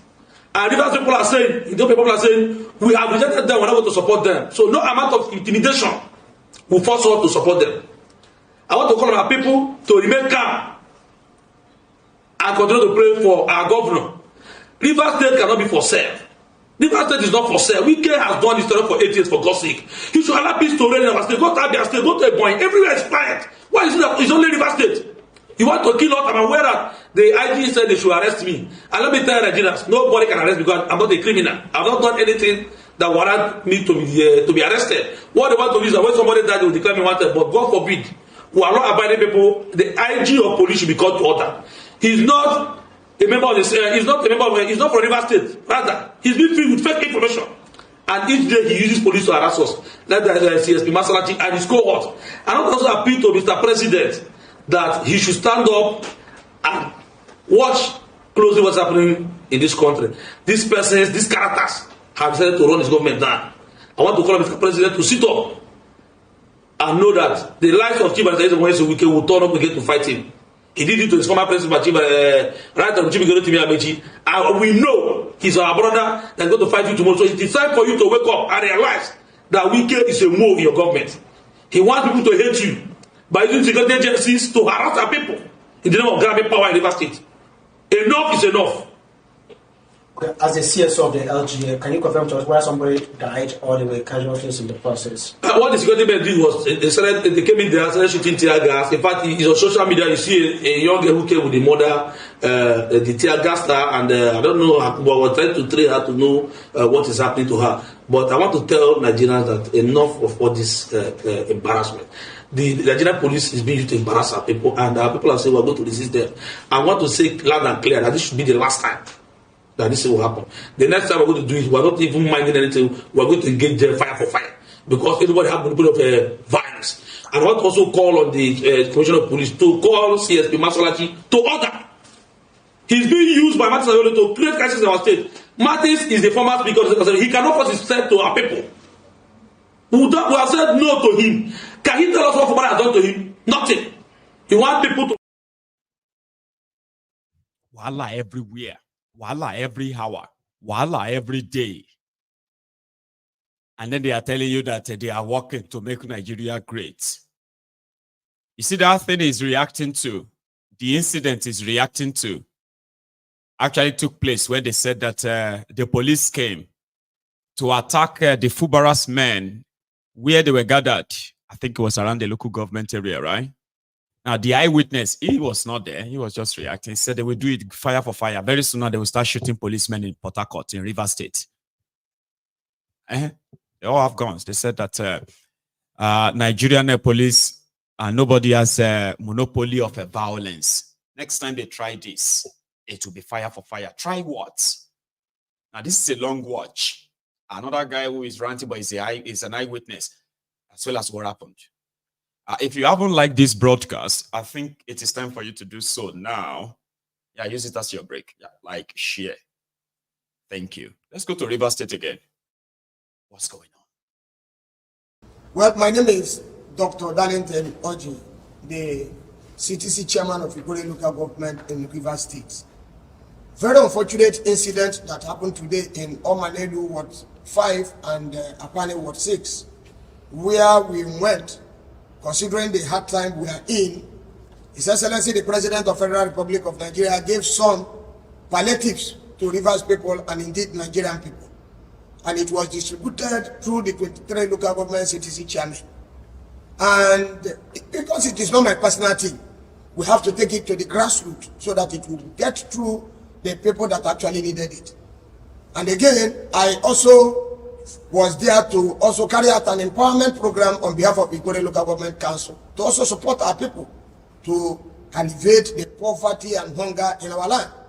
Unfortunately, Dr. Samuel Wanosike, the immediate past chairman of Ikore Local Government, himself, carrying gun, led other sort of policemen and some miscreants, disrupted the program where we are sharing rice and other grace that was given to us by His Excellency the President of the Federal Republic of Nigeria through our dear governor and the wife. And one must ask, these are a group of persons that are saying they are supporting His Excellency the President of Nigeria. How can you be supporting the President and you are killing these people? Yesterday in Omaga Ward 9, a group of women went to share the rice, their own rice. Samuel Wanosike sent his talk, the former CTC, the former CSO of the Ikore local government, Dixon, and went there and shot at the women, and the videos are viral. And today, Samuel Wanosike himself, with some policemen, I can remember a few of them. London was there, When Sonny, Inspector Sonny was there, when Ayo was there, Dixie was there. These are a bunch of criminals in police uniform that have come to kill our people today. As I speak to you, I can take you to the hospital where you see our people lying in beds with gun shots. I don't know how they are going to survive. Their vehicles battered. If not for the grace of God, I would have also been killed. I have said over time that politics is not a do or die affairs. If you say you are popular, you present yourself to the people. These are the supporters. It is not because we are afraid. We are warriors in our rights. We can defend our territory. But because we have chosen not to share the blood of any person. Because of the peaceful disposition of the governor. His Excellency Amo Pusinebo, the governor of Rivers State. Otherwise, we would have taken the war to them. Samuel Wanosike is not an outlaw. Yesterday I spoke with the area commander in my local government. And he was afraid on calling Samuel Wanosike to order. A man that was blessed and served the Igbo people for 9 months in caretaker committee and 6 years as elected local government chairman. And you say you are going to die in office. Shame to a man who just left office a fortnight ago. And as we speak today, he has lost his popularity. And I challenge him. He will not stop us. But I call on the Inspector General of Police. I call on the Commissioner of Police in Rivers State. I have called him more than 6 times today. He refused to take my call. Neither did he respond to the text message I forwarded to him. Samuel Wanosike cannot be above the law. We are peaceful people. We love our president. And that is why we accepted the gift he gave to us because of the hard time. And we must continue to share it to our people. He cannot deter us. I call on the entire world, our own. Let me also say it very clear. Our own is not just to call international community. We can take the word to them. And I warn for the last time, as the chairman of the local government, sitting today as the CTC chairman, enough is enough. Enough is enough. If the IG cannot do anything, the Commissioner of Police cannot do anything, then they will leave us with no choice other than to take laws into our hands and protect ourselves. And I don't pray it gets to that point. I pray that Samuel Wanosike should be reminded that his tenure has elapsed and he should go home and sleep. Elections they are fighting for. If election comes and they think they are popular, who meet them at the field of play? I worked under him as his chief of staff, and today I am on the other side. The only thing he can do is to galvanize people and bring guns to kill Igbo people. Your own people. If you love your people, will you attack them with guns and bullets? Because the governor of Rivers State have asked us to keep quiet. And I said, no, this is the last time I'm going to take this rubbish. If someone wants to attempt it again, then it means that they are looking for will come to their doorsteps. Because everybody has a right to safeguard his life. They don't have the monopoly of violence alone. So if the security agents cannot call someone Wanosike and call his SSS, then we are ready to face the music as the drum we play.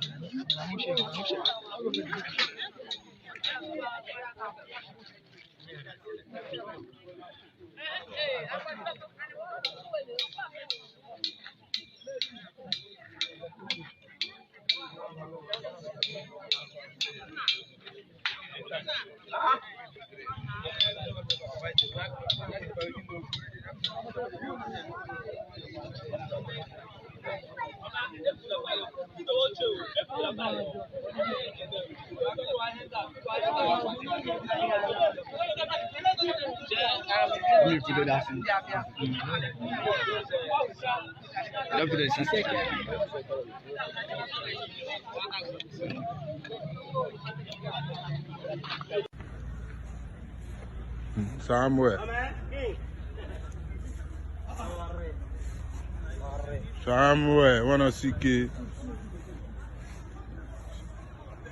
fear a monopoly of violence. You have a monopoly of violence. No problem. Time will tell. Samuel, look at what he did. Look at you, chairman.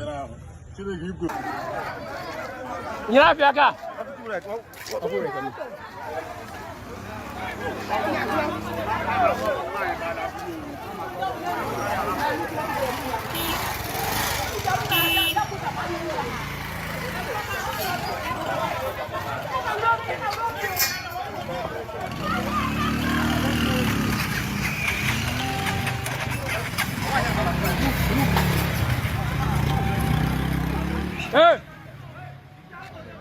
Saku! Saku! Hey!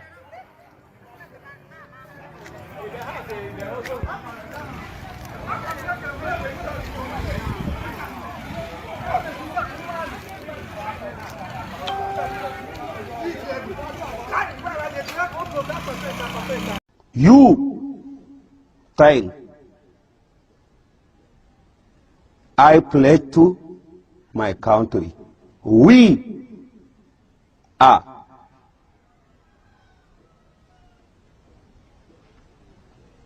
telling in my Aqidah, I pledge to Allah, my worshipper. My worshipper. Nobody in the world, he has rule and regulation rather than Allah. You are worshiping constitution. We are worshiping Allah. Alhamdulillah. Alhamdulillah. Alhamdulillah. Ó ti dójú ẹ̀ sẹ́yìn. Just so you know, ó ti dójú ẹ̀ ń sẹ́yìn. In Rivers State, the wahala never really ends. Anosike Samuel, he granted his own press interview too. If you are not in a rush, right, you should hear from the other side. Two fighting, okay? Let's hear from Anosike's side. What happened, Mr. Anosike? Given the mandate to run People's Democratic Party, you cannot. What is your reaction to that, sir? First of all, I want to thank all of you for agreeing to be here to give us our right of reply, which NBC has created for us by their operational guidelines as enshrined in the Constitution of the Federal Republic of Nigeria. The accusation should be pegged to the appropriate quarter. The accusation was made by Mr. Dangote Refinery, who parades himself as the CTC chairman of Ikore Local Government Council, and Mr. Dennis Amadi, who also parades himself as the chairman of the People's Democratic Party in Ikore Local Government. So you need to let the public know what we're doing so it doesn't look vague.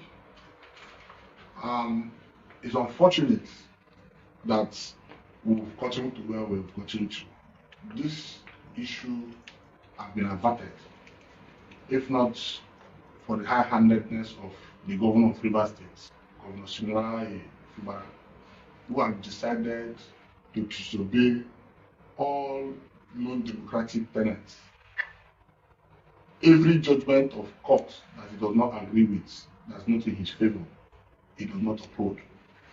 The worst of it all is that, to be precise, yesterday, the governor called Mr. Darlington and his colleagues to government house after he failed to convince civil servants, the HAG and HPN, who he initially called for a meeting in government house, that they should accept to take the running of council and behind cooperate with those he wants to take over council on the date he has fixed for election, 5th of October, so that they can fund them and concoct a result and say they have conducted the local government election, which is going to be a subject of another day's discourse.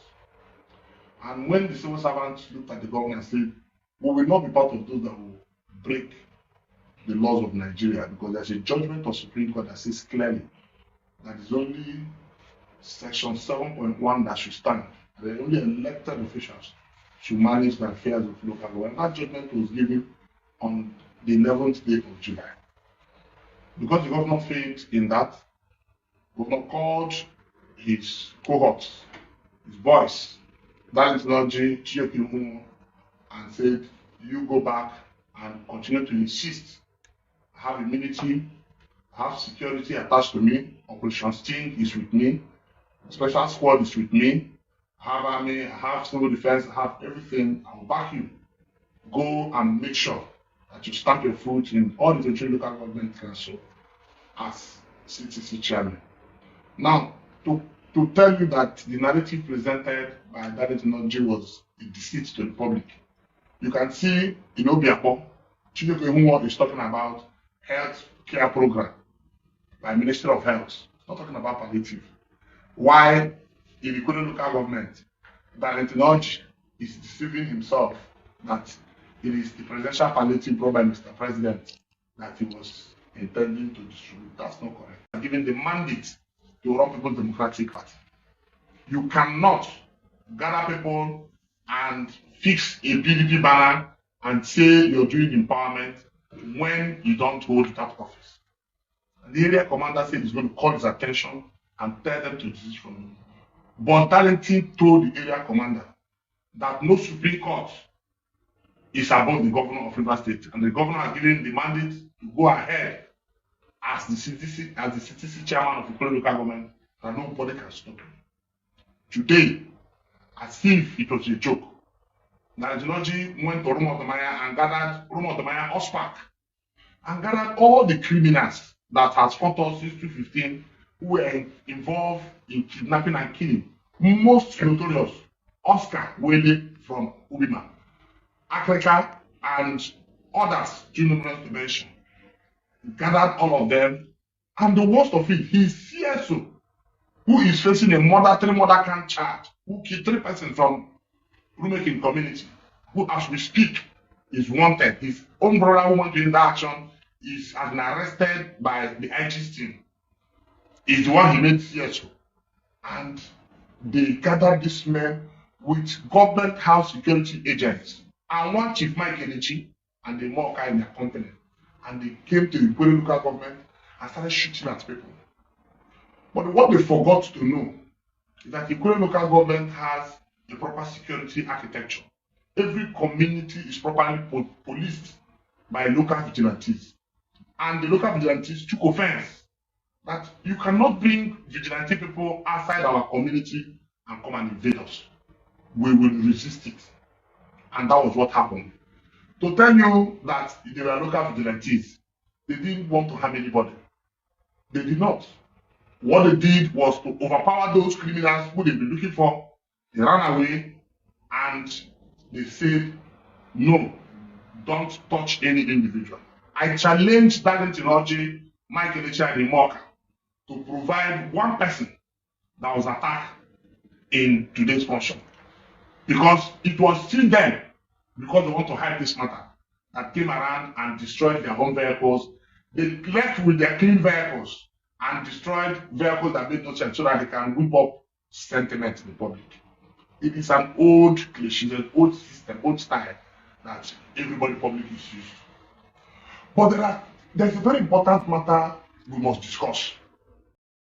Don't worry, we are not interested. But at least the points you could pick from all he said is that there is somebody, they said they are fighting over rice, Tinubu's rice, and they are now APC. That these guys, according to him, he was fighting the fact that he is no longer local government chairman, but he still sees himself as one. So he said, Tinubu APC cannot give you rice, and then you are putting on the PDP flag and be sharing the rice. Also, you are not elected. So who gave you the right to be acting as elected and be sharing palliative? So he said he went to go and bring the vigilante of the, anyway, you heard him. But he also said the person that accused him of mobilizing people to shoot at people, destroy properties, that the guy's brother that is made the CSO, Chief Security Officer of the local government area, killed 3 people. You heard that one, Abi? Person will kill 3 people. Standing murder trial is the Chief Security Officer appointed. And so that they do. Meanwhile, he said he went to go and bring the vigilante that the vigilante only came to just chase them away. They did not touch anybody. That it was them who destroyed their cars, destroy everything. Meanwhile, all the good cars, they've driven them away. Only bad cars, so that it can look like they were attacked. Now, here is those they call themselves the Argon, talking about Fubara forming a vigilante to kill them or come after them. I don't know. River State. And it's been alleged that the governor has directed that the illegal caretaker committee members should form vigilante groups. And I have confirmed in my local government that there are attempts to form vigilante groups. In fact, they have begun to recruit them. I also am aware that they claim they have sent the names to the police for profiling. I don't want to believe, just like the police will not believe, that the police will delve into such illegality. That's why we are getting the public informed that you're talking about anarchy. These men are preparing for anarchy. And we will fold our hands and let such criminals to take us out of here. Because if they are continuing in this, perpetrating criminality, then they are criminals.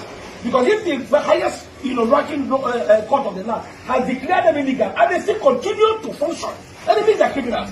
So if nothing is being done, the anarchy that people are running away from is already with us. It's already here. So we want to, inform the authorities that we are not cowards. We are also prepared.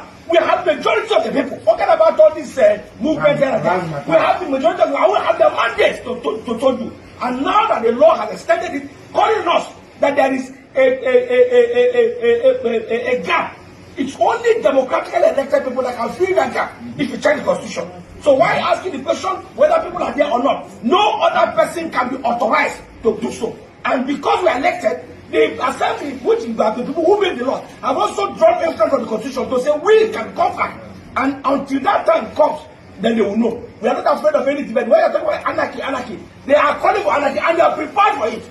It is obvious that the governor seems like somebody who is not interested in leadership, who is not interested in government and bringing peace. So we will make sure that as we brought him in there, God will also take him out. Absolutely. Absolutely. I just one more question. Just one more question. Do you as a group, do you as Algon, do you suspect or fear, or are you worried that there may be an ongoing attempt to, let's say, victimize or witch hunt certain about using state powers? It's going on. They are calling illegal acts. It's going on. That's why we are alerting the public. You see, when the police and the security agents that are vested with the power to maintain law and order fail us, you can understand what will happen. We're not even saying we are all agitated. The people are agitated. They call us on daily basis, they form us on daily basis, and I will get this information. And we are the people that are their voice. We are the voice of the voiceless. That's why we're telling the government to act timely. Our governor doesn't seem to be interested in peace. They are going about sealing of properties of perceived enemies without, following the problem. It's not just one. They are going to fight for others. Well, we're not afraid of that, but let them make sure that there's peace and order in the state. We also want to inform that as the governor is authorizing the sealing of properties, we will also visit the house he's building at OGRA. We are aware. Not just one. We will also see. The difficulty in this whole thing is when two brothers fight. We know each other. What he knows, we know, because we weren't fighting before. So as he attacks any of our properties, we will come after his own properties. We know that. And since he says he's been a sales manager before, he will say how much he was earning as sales manager. To build those kind of upstairs he's building in OGR. We will come for we will open ourselves.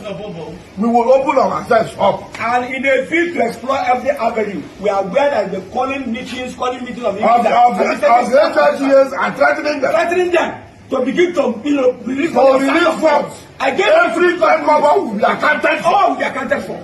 They will all be brought to book. Any staff of the council that joins the perpetrating level and joins the perpetrating criminality, we will match him to pay for it. We will match him. Okay, thank you. Anarchy loans. Anarchy loans. Political jobbers, freeloaders, scavengers, scroungers, pickpockets, lazy bums, unproductive elements, those who are just They are your burden, and they are like that in every state. 36 states in Nigeria. Oh, my time is up. And I'm thinking we should take calls tonight. Who is up for that? Okay. I'm going to take a break and I'll come back, okay? Then we can take calls and take reactions. And if you have to leave, just don't leave without liking the broadcast, okay?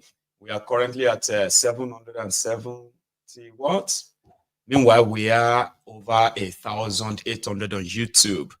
So if you have to leave, make sure you help take me to 1,000, okay? So I'll be back. Pastor, pastor. Àwọn ọmọjọ sticker ló ń ṣọ́ wa. Àṣé kò rí pé orí wa ti burú. Ìwọ má dídá o, ìpápá ẹ̀dá orin. Jẹ́ kí wọ́n bá àgùntàn jẹ. Kò jẹ́ gbèsè àgbẹ̀tọ̀ àbí kò gbẹ́rì tí kò gbé tí a fẹ́ jókòó jẹ̀ rà. Gbẹ́rì tí bá yọ píù. Àwòyí àárín. Mo mọ̀ ní pé wà nínú báìbù pé ìgbà tó fẹ́ mú Jésù. Jésù kọjá ní àárín òun ọ̀gẹ̀rí Jésù. Kí ni Jésù lò? Àfẹ́ rí ló lò. Ìwọ má dídá ayé bàjẹ́.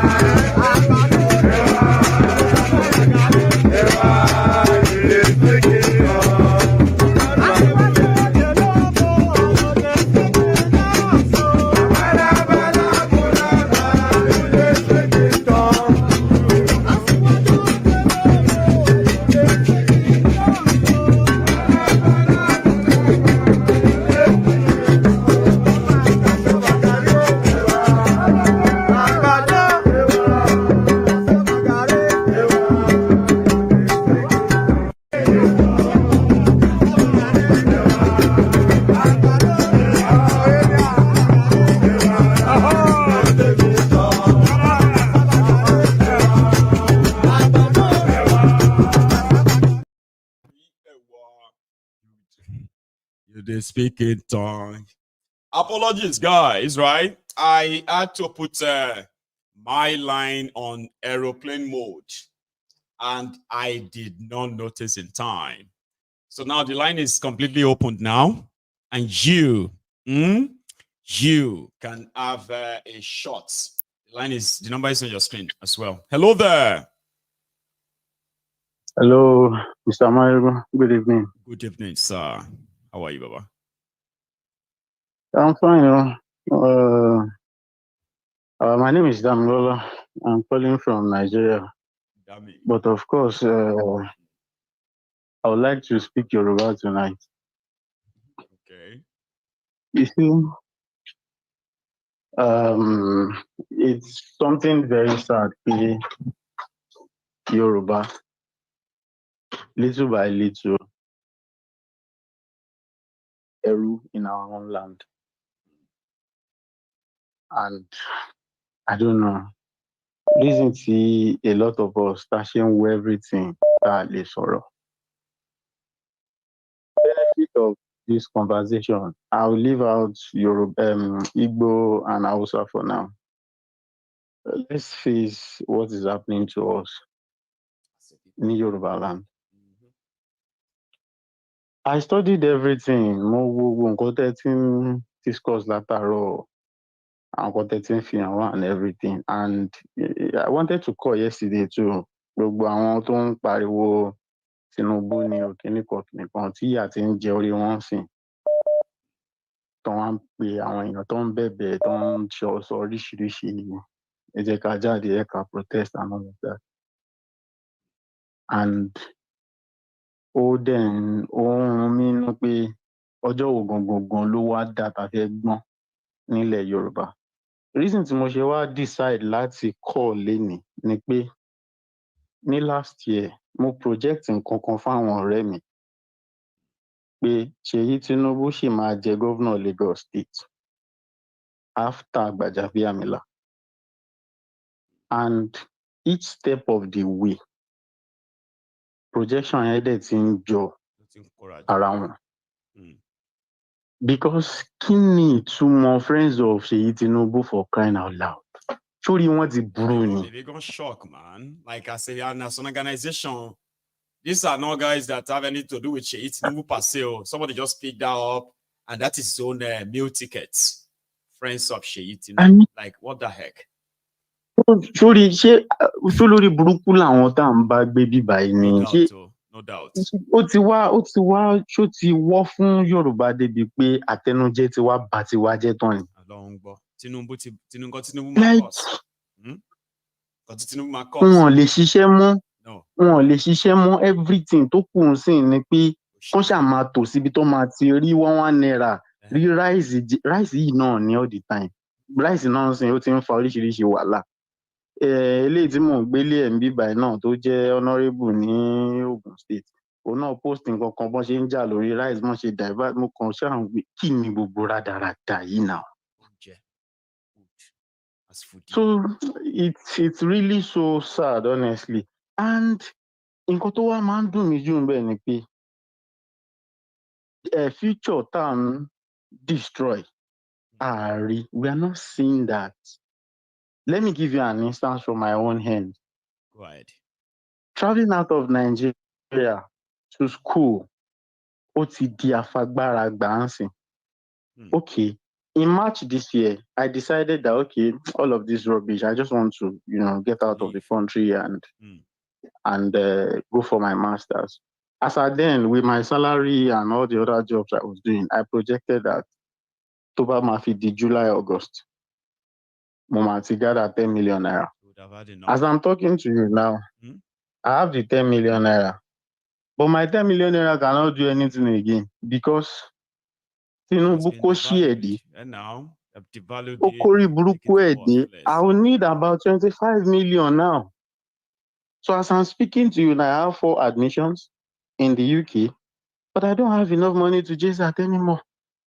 Meanwhile, tó bá jẹ́ ọmọ ìkànnú àwọn idiot àwọn olórí burúkú tó ń jù wá sí position tá a wà yìí ni. They won't even think owó ti wà níbi tó máa ti mú now. And now, like the money is there. They just So ìgbà wo la.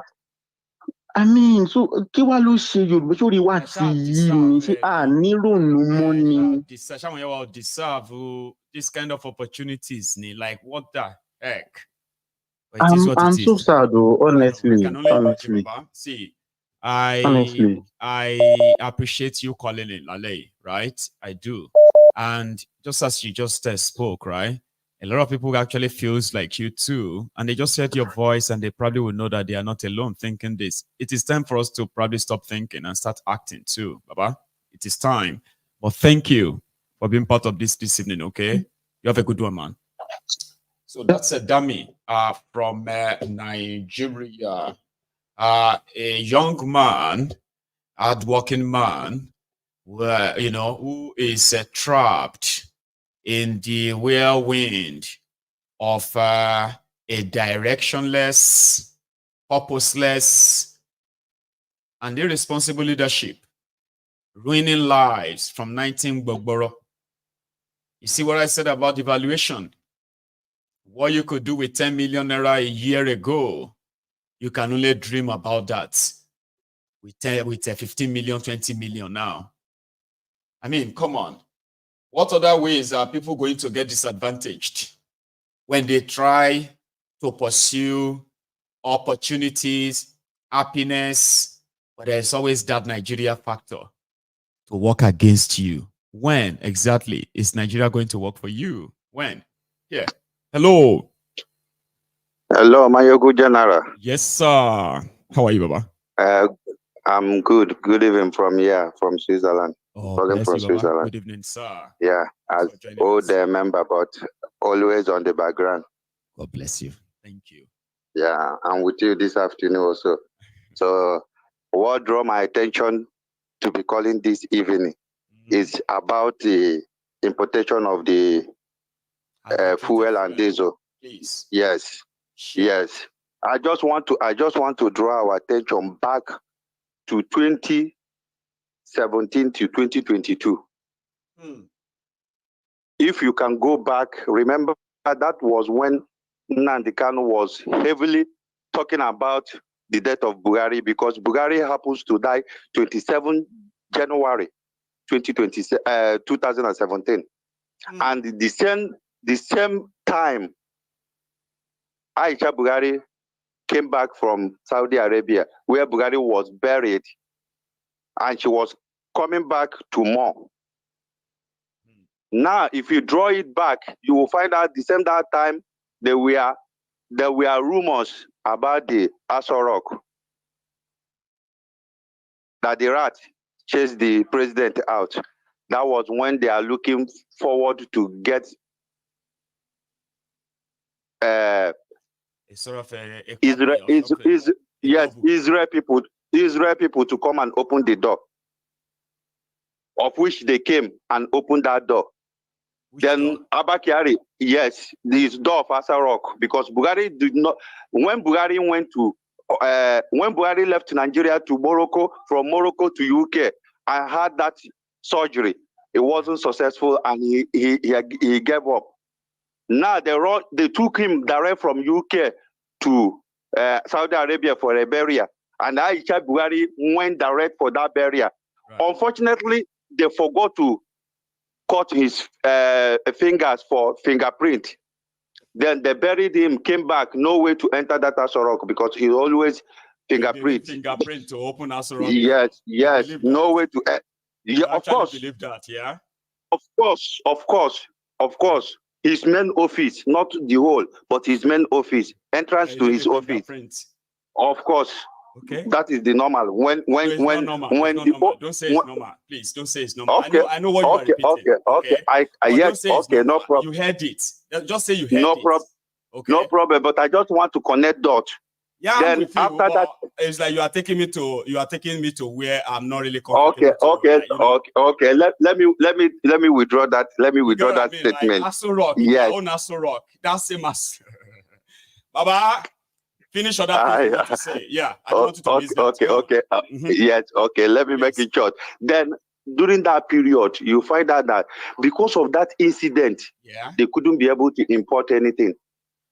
I mean, a lot went down that time, no doubt. Yes. On that one. From 2017 to 2022, they were ups and downs. We are trying a lot of different Buhari appearing I know you didn't believe it, but you believe that Buhari was down, but you didn't believe it yet, because I have said this before. I'm on your program. Yeah, I'm on your program always. I know where you stand. No. Don't mix it up, okay? I will tell you something for the sake of our listeners. All right. I have said it many times. Okay.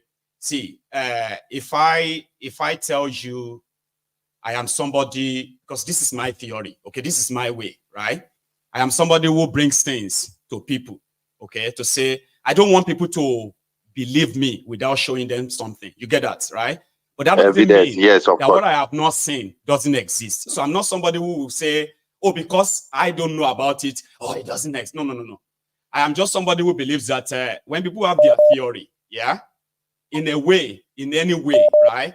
I still believe that until I have something too. Thank you. It doesn't dispute your theory. Don't get me wrong, okay? I am with you, because I learn every day. Prefer, but doesn't kind of dismiss every other thing because I may not know them. I may not have seen them. Yeah. You are very correct. You are very correct, General. You know, this is the temple of truth. Yes, I stand with you because I know what you represent. I know. So now, if we get to move on now, we'll find out that 2022 that you just mentioned, yes, people should not let anything be lost on them. A lot happened that time, and you are so right. A lot. Because I remember that was also the time. Yeah, that was also the time they packaged him to go and meet Trump, right? Just before the 2019 election. So I get your drift. I was about to say it. So I get your drift. I was about to say. Now you know you my ego. We start from kitchen, I remember. And I know who you are because what you have been showing then, you in fact now is even getting tougher. And now that this studio is established, very soon, because yesterday you were saying about their numbers, very soon you will be calling them. I will call them. I can even see. If not because I haven't really prepared the number, I know what you. You know, I will call Willie Wike here. We are with you. We are with you. You know, we are with you. God bless you. This is you are not just general for nothing. Tell them. He's a fearless general who can stand because you are risking your life, your face, everything about you on this stupid this on that is, I don't know, even Nigeria politicians. Satan himself is better than them. You know? Because if he belongs to Satan, Satan will still work with you before he can be against you. Okay. But these people, they have no mercy, nothing. You know what I mean? So Satan will still give you something. They say Satan will still at least give you something. If he won't give you money, he go give you this, give you that, then he go take something later. This one's don't give anything. Yes. Now your life, they won't take. Your life. Anything they can take from that is it. So where I want to round it up is that Dangote, they met Dangote, and Dangote is going down with them. That is where I'm ending it. God bless you, the general. We are on background. God bless you. God bless you too. Yeah. That's a beautiful one there. And like I said, right, I am not somebody that claim to know everything because I don't. Don't get me wrong. I don't. Okay. But I kind of I have this philosophy of living my life based on what I see. You can't deceive me with what I don't see. You get what I mean? But it doesn't mean that if I haven't seen something or if I don't probably have access to some verifiable proof, that it means that thing is not happening. So I am not somebody who will come out and just be outrightly like ignorantly and say, yeah, I can easily just tell you that, okay, yeah, what do you call it? Buhari that is in Daura, okay, is the same Buhari at the time. And others will say, no, it's not. Because even myself no say the Buhari in Daura is not the same Buhari that you voted for. And I have my own theory for that you can, he said it himself. Every part in him, every part, including the people they harvested their organs for Buhari, he said he's never been sick like that in his life, right? So they change almost every part in him. And if somebody says that's not Buhari, and they have a different theory for that, I will still stick to what I see or what I know until I kind of have something different. But that doesn't overrule. I'm just saying, like, sometimes, right, these shady, dubious people, right, they can fool all of us. And you know how angry it's going to be when you find out that you've been kind of like fooled. One of the reasons why people like us are so angry with Nigeria is because we have been lied to. When we discover that this whole thing is a lie, you actually have no idea how we feel. To continue to pretend that lie, one Nigeria this, I love Nigeria that, is so not easy anymore. It's almost impossible to say that. Even say make person just pretend, say, oh, Nigeria, my country. It is so hard. Somebody gave me a gift here for my 40th birthday. And she mistakenly printed Nigeria flag on it. Do you know how much I kind of hated that shirt? Well, to throw it away is like throwing a gift away. There are people like us that have mentally detached. I'll show you the shirt very soon. I sent money to Nigeria for them to make me some Yoruba, attires, like, and then they just sent me a cap with Tinubu Infinity on it. People have been wearing caps with Infinity like forever. Then it became something that Tinubu ended up having to like corner to himself for himself. And when I see any cap with infinity anything, I will burn it. Just so you know that there are so many of us that in so many ways, right, we have detached from that contraption. But here is a caller. I'll speak more on that later. Hello. Baba. Yes, sir. Ahmed. Yeah, Kilo. About just Deo. I'm going to put this on while I go to my... I'm listening to you, okay? I want to grab that shirt somebody gave me for my 40th. Then continue. We're all hearing you. All right. So, I mean, with this theory that this person just spoke, I mean, me, I have had people personally that I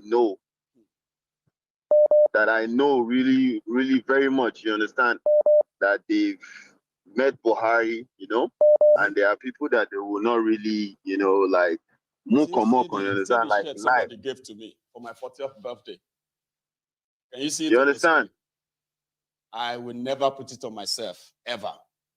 Well, you know the problem? I was thinking I should just pin it to the wall as a wallpaper. I mean, like a poster on the. I was like, no, that would be like me promoting that. You're complicating yourself. You're complicating yourself. Like, imagine you walking into my studio, Ahmed, and you see me put this on the wall. I'm like, break Nigeria. Baba, this one they carry us go where we don't know. You know what I mean? So you think that some of us, right, somehow, if we are given a choice, we won't even think twice. If we are given a choice to choose between Nigeria and my nation. Baba? My wife also made a cloth like this. Yeah. For me on Amazon. She printed something like this. I literally told her, I said, why would you even do it when you know that I don't even, you know? I don't believe in this thing anymore, man. I say, leave that thing. That cloth is still there. You get that cloth because it's a gift, right? And it's just like a problematic gift. Problem. I'm telling you, that cloth almost caused a problem between us. I said, if it Obama cause problem, let it cause a problem. But I'm not putting that shirt on. You know where I stand. I would rather you print a cat. Yeah, I would rather you even print a cigar on my shirt and gift me. And you can't know one funny thing. Yeah. One funny thing we say, if I carry US flag, vex they catch and say, why would I even pick up a white man? And you don't understand. This place that you see gave me life. You understand? It gave me life. It made me who I became today. Patriotism is not I don't care. It's not forced.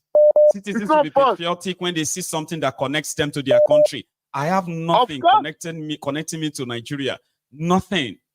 For real, other than things they told us to be saying, to be singing. There are things that they forced on us, but here, willingly, I will do it. I will sing the American national anthem willingly, without nobody telling me or forcing me to do it. I will sing the army song willingly, without nobody telling me to do it. You are eroding what can be called nationalism in that place. I am serving this place with all my heart, because this is a country that made you who you became today. Without coming here, you would never ever think of being a human being. You just only hope when you're in Nigeria. You hope, I hope I can be this, or I hope I be this, or I hope I be that. And you ended up being around these criminals. And before you know, you also be the same like them. You start stealing. Because as I used to tell people, I say, look, 95% of Nigerians today, they feed on haram.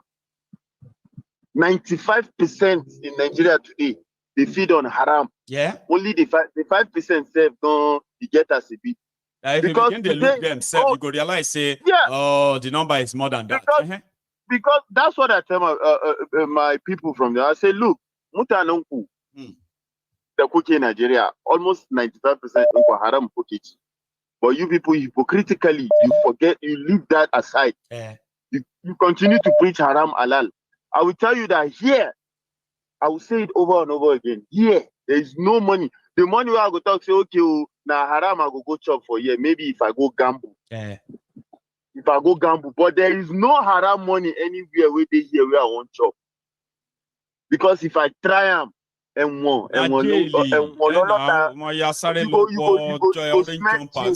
a jumpsuit too. You go smell jail. You know I do. You understand that kind of thing. So I tell them the haram space self no day. The only haram way day now for you to go they buy all those scratch this maybe they scratch lottery, lotto, say you won't win for gas And station. you must Other than be that, like a very strong Muslim to begin to even see those things as haram as well, right? Exactly. You must really be very strong because if not, it's not really consequential. It's inconsequential. But there are people who believe that no, even little sin is a sin, and I won't touch it. That is something extra. But for you to steal from public money, children can't go to school. And you normalize it. You understand? Children can't feed. This thing, every day when I talk about it, these people, I kind of like sit down and be like, share we into the law. You the see person not get anything right from scratch, but he enter government, boom, he became rich. And you go to pray for them. They lift people out of poverty. Now themselves, then they lift out of poverty. Oh. I want poor people. Like me, I know, understand. Like I know they get them. I don't speak. I don't talk. I see. Come. I don't tell them. There was. I don't know if I told you this. There was one certain time I had issue with waiting with this guy Peking, Erufai Peking. Where we saying they talk nonsense. That one, Bello, Abi. No. Waiting be that one with the House of Reps. I think that one are Bello. Where we see. I don't forget his name. He follow me. Bashir. Nabelu. Yeah, Bashir. Nabelu, I get problem with. Right. He follow me, call my DM. Say shameless. Call me shameless. I say, you can't call me shameless.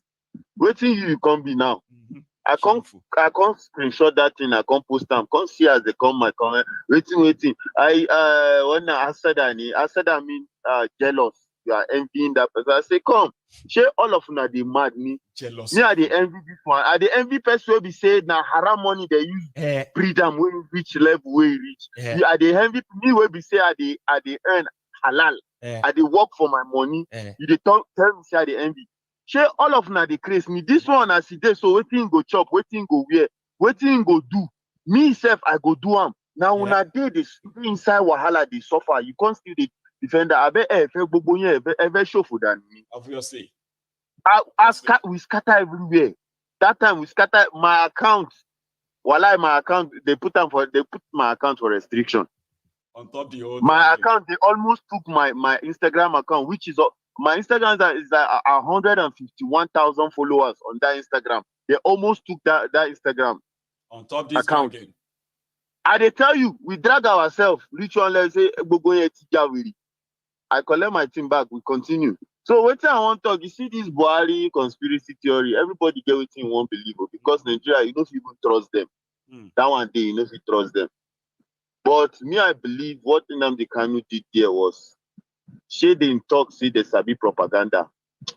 I want my budget. Nnamdi Kanu did that propaganda. You see that Buhari double, eh? This is forget about what people they talk, how people they react. They said that Buhari said it got so bad that whenever he attended, they stopped taking him everywhere. Then they had to stop. They said whenever they took him anywhere, everyone, the world leaders in the place, right? It's either they are avoiding him, or whenever they manage to get closer, they are touching him to see if he's real, if he's the one. They are looking at him, so you will know people are looking at you like, is it the one? This is that thing, That thing affected Buhari's self-esteem. They go anywhere that time again. So that's why when he said that he wanted, sorry, not even him. People around him, they were like, they must capture that Nnamdi Kanu. She na propaganda they won't play. Now Nnamdi Kanu show them see their own play. They did. Without spending as much money as they meet the person where we say you go follow them play the game.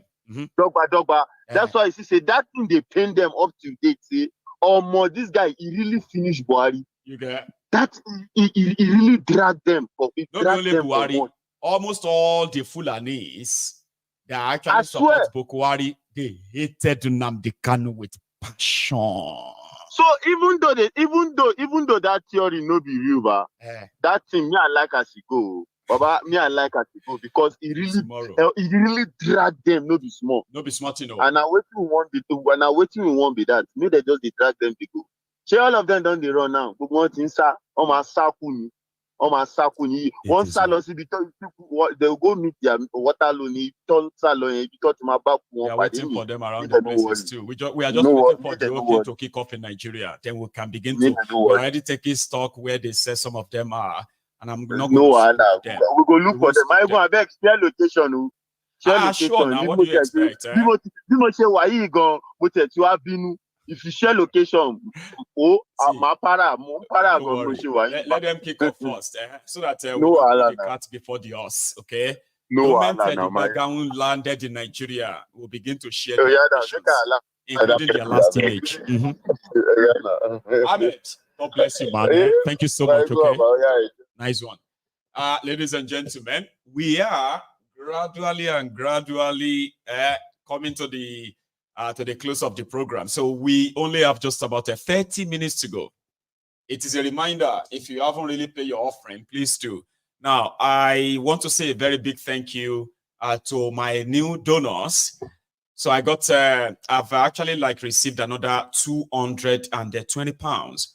So simply put, right, from my 500 last night, I am practically just about 300 to go, right? And yeah. Thank you so much to every one of you who has reached out. We are also looking forward to the launching of our Yoruba Union portal. Let me gist you. We are building a portal that is costing us over £5,000. Yeah, you heard me right. A lot. Now, this portal is to give all of the Yoruba Omoluabi, not the Omale, the days that are using politics to destroy our land, okay? So we want to discover every Yoruba that is interested in this cause. Bring everybody all together, right? Identify wherever we are, create a community where we can interact and then meet up with all of the people who are members of this platform, not this platform, Yoruba Union, okay? So now, not just that, we can also interact with ourselves. We have a community. I'm trying to see if I can get something that can take us away from the Facebook, Twitter, and all these other places where we can actually have a community where all of us are communicating and we are Yorubas under the banner of the Yoruba Union. It will be launched in August. We will start the test running at the end of this month. I can't wait. Hello there. Hello. It's Igbeo. Ògbèrè. Kábíyèsí o. Ògbèrè. Ẹ jẹ́ ká ṣe hashtag ẹ fà wọ́n láṣọ ya. So, hashtag ẹ fà wọ́n láṣọ ya, hashtag tear them up, or hashtag tear their clothes. That's what that is, Baba. Àti sọ́sì gbòòrò nìyẹn o, ibi tí a bá ti rí wọn. Bàbá Rolóró ń kọ́ bàbá. Unless if I no meet any one of them inside train or bus, I will tear their cloth. God bless you.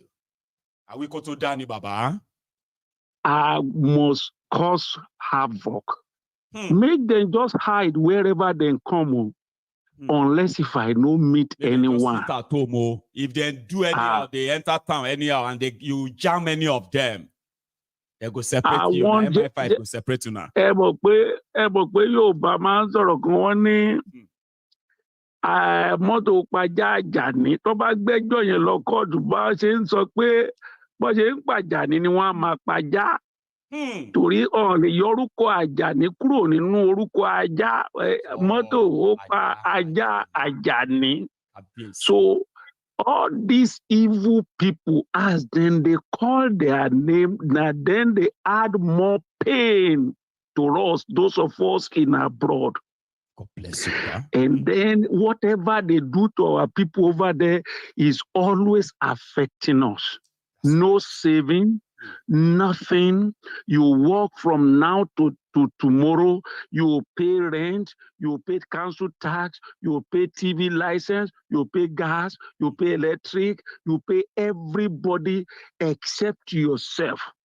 The people at home, they don't turn them to vegetable. They can't do anything. Then they will now run again to us here, and we go come, they look them. Anybody will meet these people for this abroad where they run come, and you leave them scot-free. Now God go punish you. You know, go you by yourself where they this abroad, you know, go get rest. If you see any one of them and you leave them alone, and you know, cause you know, tear their clothes, make even police come, make them come say, waiting they happen.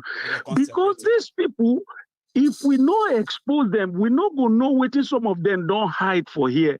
No. Now, some of them, the moment you cause sin with them, the police and everybody know who they are, then go trace their account. Make we begin trace all their accounts, begin trace where all their children are.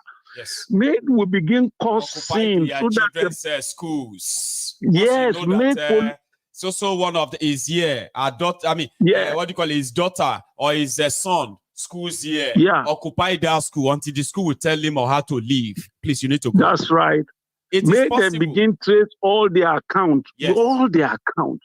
Then make them begin expose them wherever they go. Yes. So then go, these people go truly know, say these people don't steal all our life, bring and come here. Because the populace know they know anything. Now the politicians where they here. Now then they know, say these people they steal, they can't hide that here. If the populace here know, then go help us. This population here, they know waiting they go on. If they know, then go join us, help us, bring these people down. Now they are politicians, they help them. Now then know waiting, then they can't hide there. But if we begin cause havoc, cause sin, tear their clothes, press people go ask us waiting happen. Because not be say would they fight people with their people, but our people. So we go feel explain, at least if you cause something, people go ask you, press people go ask you, waiting they happen. Why are you people doing like this? Then we can explain to them.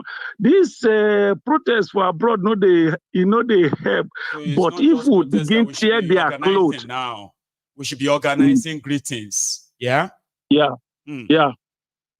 So if we begin tear their clothes here, then go ask us waiting happen. We'll say, now our money way is still we won't collect for a hand. Then they cause us the work so they will not feel go home, will not feel do anything, will not feel do anything. If anything we will do, then go seize the account over there. Where that thing they happen, you go see somebody account, seize everything. My brother, we must start to do something here for us, for them to know, say then they hurt us too much. Too much. None of us will go home. Tickets alone, you know, feel go home. Nothing where you go feel do. Because the people where they live for home alone, they don't turn them to vegetable. Thank you so much, my brother. God bless you, sir. Thank you very much for that, thought-provoking, emotional engagement. Yes, you have your other brethren. Wherever you see them, just say hello to them for us. Hello? Yeah. Hello. Hello, Mr. Maigo. Yes, sir. Good evening. Good evening. Good evening. Yeah, this older. Yeah, that's older. Fine, I'm fine. Older. You're back. Yeah, I'm back. Yeah, I'm always here. I know. I mean, like, I would be watching if I wasn't the one talking to. So, yeah. Thank you, Baba. Mr. Maigo, and I wonder why these people, they are trying their possible best to prevent this event. Yeah, this protest to happen. Why? Because if it beat their hand, Baba, you never read the demand, innit? The demands of these protesters is like giving these guys rope or giving them a gun with one bullet inside. They can't play Russian roulette. That's exactly what it is. That's why, you get what I mean? That's why they're like, you won't kill us. If we implement all these things you're asking us, it's as good as us just killing ourselves politically, and they won't do it. Okay. And do you I've been listening to all these rivers people, the way they are kind of talking against rivers of trouble. And it's the same mentality everywhere, in the north, in the south, in Yoruba land, everywhere. Everybody is just trying to, do everything to get the lead to the have, and then leave the rest for the people behind. They are after the immediate gratification for now, what they want to eat now. They don't care about tomorrow. They don't. They don't care. It's just about now. So, well, look, I personally, I don't think the way things is going, the people are against each other too much. These ordinary people are helping the government. They are tearing themselves up because of peanuts. Don't you see? I can see, and every day this breaks my heart all the time. You talk about putting on Nigerian clothes, Nigerian vest, Nigerian this. Of course, Showing I patriotism, myself, and they find think it that's hard that to is put all it that is on. needed. Yeah, I find it on. You can't be patriotic when that country is not helping you in any way. No. You see, the the spirit of patriotism has to start from the Tinubu that depleted every possible, use every possible crooked way to get himself to that position. To obtain power, only for him to now have the power and then blame the people for not being patient while he's ruining their lives. Yes, I wonder if something like this can ever happen in a place like Malaysia or some. Malaysia in 30 years ago, they weren't in where Nigeria was about when Nigeria had their independence. They were just the same level. And look where they are now because they were so keen in having the right leader there. You can't you can't embezzle people's money. Tax, especially in this country, they don't play with their tax. You It's like can't steal their money without consequences. That's how it should be. yes, if you take government money, the payers' money, it is like it is sacred. It is sacred. And then we have a situation where we have a relic like a god as president that you have to go and bow and say, yes, sir, I accept The loyalty your to honor, him. your highness, the way they are doing things in Nigeria is completely, I don't know. It is abnormal, Baba. They have just government normalized ways of Nigeria. abnormalities. Now it is biting all of us. It is biting us. So except we change our ways, get rid of the criminals that we have enabled for so long, we will die in this. I don't want to die in this, Baba. And I know a lot of people don't want to either. You remember about a couple of days ago, you showed one guy, they call it Atari. I don't know what happened. Those are the Tinubu Did you see, now people you see all the who, mark on his head. those are Those are the kind of children look at they that use one. here. That one doesn't have future. That one might die anytime because he has internal injury. You can see him that the way he's laughing, he himself, he knows that Exactly. It's not all right. he's doomed. Everybody are doomed. Everybody in this Nigerian, in the current Nigerian system, they are doomed If to nothing is done, perish. protest or no To perish. protest, it's all going to blow up soon. Anyway, you know that. Yes, but people are already doomed to perish. Why can't you just do something? If I perish, I perish. If I die, I die. Yes, I will fight. I'm not just going to just die. All you need is to gather yourself in the key places, in places like in Abuja. That one is running his mouth. That idiot The days is counting. saying Abuja is not your place. That Abuja is not a place where you can He said protest. Abuja is off limits. Don't bring your protest to Yes. Abuja. It's like, what the hell are you? What is he trying to say? Why are they talking like that? These people are idiots. These people They are all the same. Yeah, because they are lords, right? Who have never been responsible. So asking them to be responsible is like insulting them. They are angry. The true power, the true power is in the hand of the ordinary people. Though. We need to continue to preach this. The true power is in the hand of the ordinary people. The numbers matters. You need to gather yourself. Numbers matters. We're talking about then when they had the Arab Spring, you see how they were like ants. At some point, you see, are these human being or ants? When they are so much, you see. Look, Anyway, thank you so much. I hope Yes. Thank you. God bless I you, will man. make.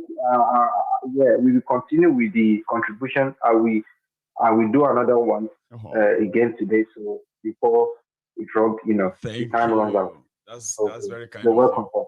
I know. I'm almost done though. Like it's almost done. I've had another 50 Because, pounds collected up there though, right? Somebody just give me another 50 pounds on the GoFundMe. God bless every one of you, Baba.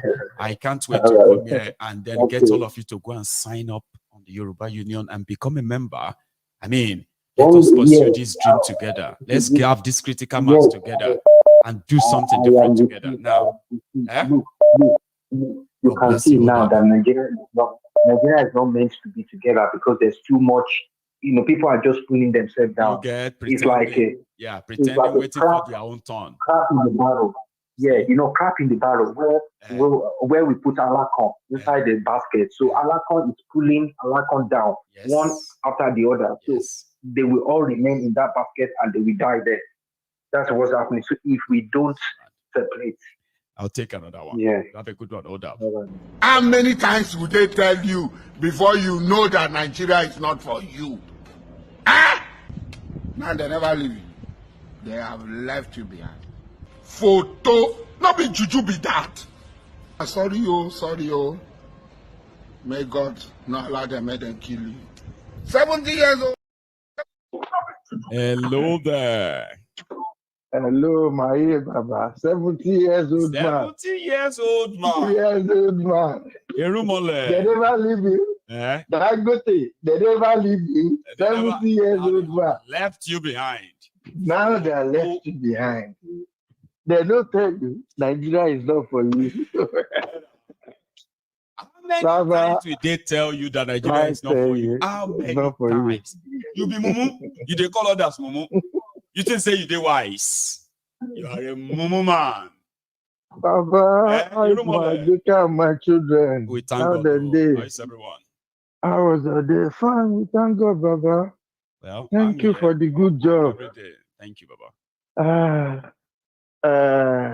Olúwa Elédùmarè, Ọba tó dá ayé àtọ̀run, we continue to give you that strength and that power.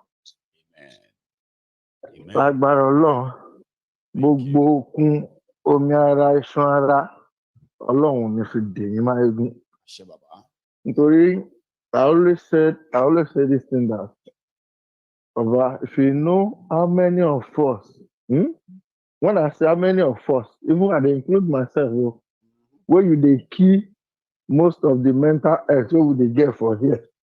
If you see call from Naija, and the thing wey dey go on there, when I can't remember myself more, I go listen to my màá fi pa thinking lálẹ́ ìjàre. Ẹ wò ẹ kó ṣe gbogbo wàhálà Naija, ẹ kó ṣe yín dàtọ̀ sẹ́gbẹ̀ẹ́ kan náà. Well, that's something. A lot of us really look forward to the evening, Baba. Like, I'm not working tonight, so I'm just going to be home and watch my yoga. At least I can use that one to just take my mind off all this, right? I'm telling you, because Maegu, I won't lie to you, since I was born, I've never seen a country in this world that you can never, as in, they will not break a day, Maegu, that you will receive any good news. Just give us something. Even the country that they are fighting war. You understand me? I don't know if I'm overthinking. I don't know. You are not. Sometimes I'll just sit down and say, why is it that you can never receive any, even if you open on internet, like Facebook, Instagram, even phone call, no any good news.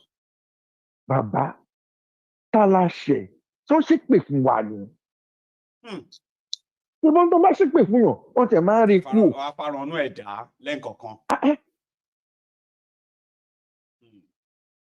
See, the mistakes people back home are still making is, Baba, they need to take that country themselves. I always said it. Nobody will come from Europe and come and fight for you. No. Rotimi Amechiole, he has said it before. He said, until you people will start stoning us, when you see your local government chairman, on a guy that carry stone begin stone am, go Alasa begin stone everybody. Capture them. Anywhere where you citizen see arrest. any politician in Asami, occupy anybody in Asami. Now they are running. Running to where?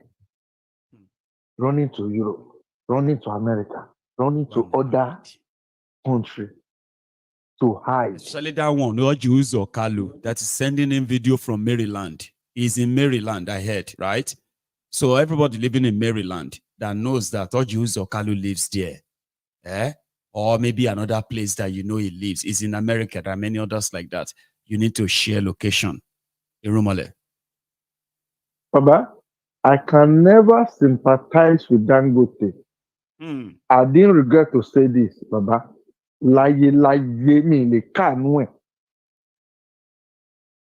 These people are evil, Baba. Extra evil. Anybody to bá ti wà evil, èèyàn gbọ́dọ̀ káàánú ẹ̀ láyé. As you always said, it's a quota system. When Buhari was there, this was favoring him. You understand me? This was favoring him. Did he cry to us? No. No, he didn't. Ta ló sunkún wá bá? Ta ránṣẹ́? Nígbà tó wọn àti Emefiele tó jọ ń ṣàpapín, ta ló wà ń bẹ̀? So why is he shouting Nigerians should come and see? Kí la fẹ́ wá rí kí ló kàn wá? Àti kí la tẹ̀lé ṣe gan? What can we do? No, kí ló kàn wá ń bẹ̀? A máa ti straw bọ crude oil ń sìn tá a máa fà lọ sí Dangote Refinery. Ta máa fà síta ni kò yé mi o. Àbá àwọn máa bá polówó refinery fún ìjọba pé ẹgbẹ́ ṣàánú Dangote sílẹ̀. You understand me? That's what they do. Because that's the question I asked myself. How you tell me now? Okay, what do you want me to do? What do you want us to do? Nigerians will help me. Which Nigerians? Share all right. People that are hungry, I want to be in pa. Lóní kan help ẹ. How? Help will not be fún ẹ. How do they want to help you? One bag of rice, as of today, somebody tell me, láti ọjà ọ̀dàn sí Laro, a bag of rice is 85,000. You know, I told you, I'm a Laro. I know what you do now. I remember when we went to food, you had to, your sister supplied that. So definitely, you know what the prices are. 85,000 naira. As of today, láti ọjà ọ̀dàn. Láti ìtọ̀nù wá sọ́jà ọ̀dọ̀ wá sí Laro 85,000. Tó bá máa fi dé Sango, bàbá, wọ́n lè máa ta ní 90,000 Sango. Tó bá máa fi dé Èkó, wọ́n lè máa ní 95, 98. And if it's going further, like going to, let's say, Ondo, Edo, and all of those places, as it's going further, so is the price. Abino so, Erumale. Baba, you can imagine, my younger sister was telling me today that make a Beninois when no reach am, Benin citizens, they tell and say, Naira we in carry for hand, no worth anything. I swear, I have a video on this my phone in Romale. They said last year. I'm telling you, you know, my sister, my younger sister came here on holiday. She just went back. Hang on, though. They said last year, right, that 200,000 Sefa is 200,000 naira. Now, 200,000 naira will only get you or be exchanged for 80,000 Sefa. Nigeria to finish. Baba, anyone to finish. Baba, there is nothing remaining in that country. I always said it. They should collect the remaining change from the Western world and China and let them take over the country. And because there is nothing left. The oil, yes. Baba, the oil we are talking about, me and you said it always.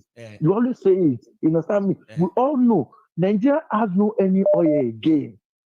Until they've used it to borrow money. If you cannot drill your own oil for another 35 years, can you still claim that you own oil? But under NNPC, where they don't change the name, how many workers they work there? Yeah. Nigeria have 5 refinery or 4. They no fit Baba militants. I know they support militants, but I'm saying it categorically. Militants, inside inside bush and they call that place inside creek. They produce diesel. Refined diesel. They go sell. They refine diesel. But Nigeria as the country, Baba. And then the refinery built with billions of dollars cannot refine anything.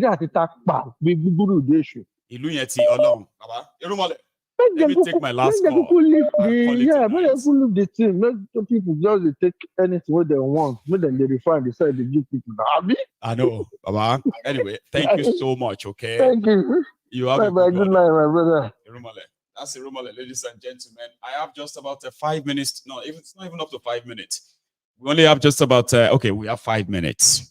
Now, this 5 minutes, I hope this my caller will be able to use it judiciously, because it will only have just about 3 minutes of it. Well, I want to remind us all to please give that your last offering if you haven't already given it since morning. Like the broadcast, share it, subscribe to this channel, and you won't miss anything. And you will also never miss this guy. He's the Prince Jejeman, representing IPOB for life. That is him. The Prince. You are my last caller tonight, and you would have to actually manage the time. You only have just 3 minutes. Can you use it? I will, Baba. Grand. Go for it. Thank you. Thank you. Yeah, you see, I want to do a drawback, just the brunch time broadcast. Right. We had an army on the show who was gaslighting or trying to woo Nigerians who want to protest. Right. He started by saying that people that got intelligence, that they are going to attack churches and the marketplace. That's Stevie Wonder. Nigerian Army Stevie Wonder. I want for you blind man where they lead the blind. They lead the blind. Go on. Yeah, so what was the intention? One is to scare people. Market is place you get to where you go to get food to eat. Then secondly, that the Nigerians are so religious. So they will attack your church. So that gaslighting them that they will come and attack your church. So when your pastor begin to tell you calm down, you say you remember that army was telling you they will attack your church. Tell me waiting consign protester with church. Tell me waiting consign protester with market where they go get their food. I wonder. See? They are creating all these things because those are the places they are likely going to target and attack and then blame the protesters. Exactly. So our people should focus, put their satellite on all those places and make sure they capture what they are going to do there. Because you see, Baba, what we have to tell ourselves is that Nigeria army is already taking side. Yeah. Based on that analogy. Let them go and look other army worldwide. Other army, no, you won't see them anywhere they are protesting. It's police that you will see. It's only police that will come and imagine army giving press conference, telling people that they cannot protest and all of that. Then he went on TV and they said, so what's your plan? Are you going to protect Nigerians or are you going to protect the government? Oh, yeah, we'll wait. Normally, we don't act except they call us. So we will wait till they call us. So they haven't even called you. And you are issuing threats left, right, and center. Just to come and show Nigerians camouflage so that Nigerians will begin to fear. Our people, your power is your number. That's right. Your number can intimidate any camouflage. Your number can intimidate any amount car. Come out in your millions. That is the only power that you have. Come out in your millions. Don't look anybody face. No. You understand? As long as you hold your ground, they are going to come to agreement with everything you are asking of. Yes. You know, our own stand is that when we get to revolution and rebellion, that is where Biafrans stand. We're not interested in ordinary. Maybe not too hot. Not too like it has to be hot. So let's see how serious you are. I wish them good luck. Well, they will need it. Prince Jejeman, thank you so much. Baba. Okay. And again, Baba, I hope we have a longer time next time for you. Enjoy the rest of the evening, Baba. Okay? You too, Baba. Grand. Now, ladies and gentlemen, that's Prince Jejeman representing IPOB for life. The same indigenous people of Biafra, led by the one and only indefatigable Mazi Nnamdi Kanu, the Onyendu of Biafra. So yes, we have come to the end of this chat this evening. Tomorrow is another day, okay? And tomorrow we'll make it 4 days to the deadline. We are counting days, okay? We are. And I'm keeping record of all of their actions, utterances ahead of that time. It is Mayegun's diary political. It actually has his name, you know that. So thanks to every one of you, my donors, my sharers, the likers, the super chatters, and every one of you who contributed through the phone call this evening. We've had a nice evening. A little bit an enlightenment of a night. Enjoy the rest of your evening, and you should all have a good night. So from here, good night.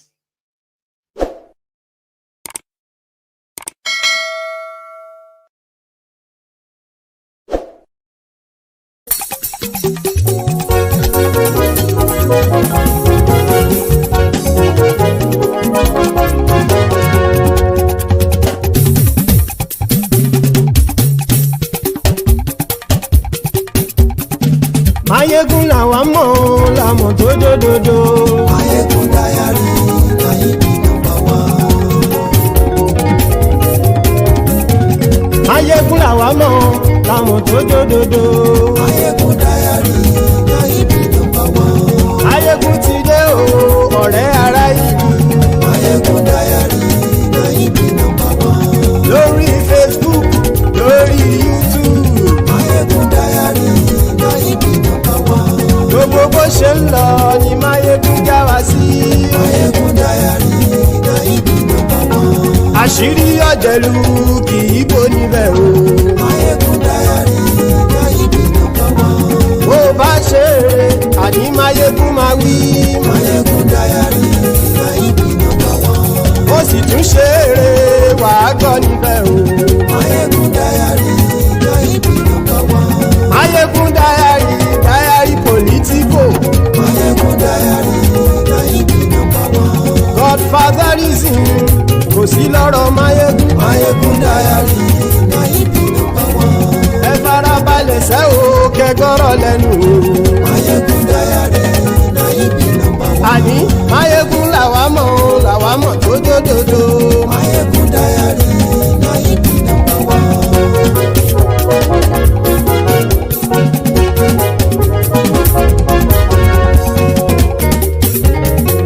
Àní ẹ̀sùn rákì.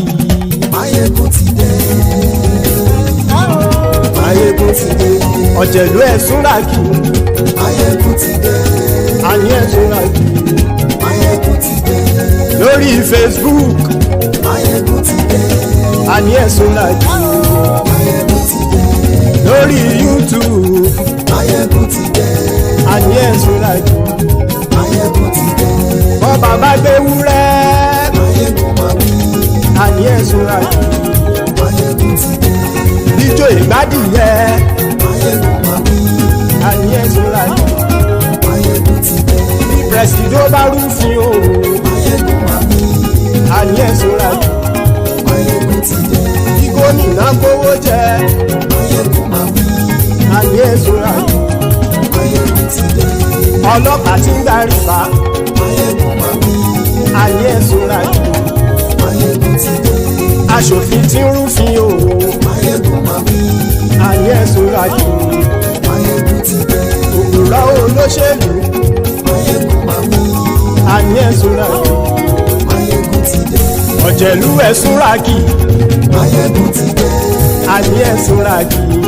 Máyégún ti dé.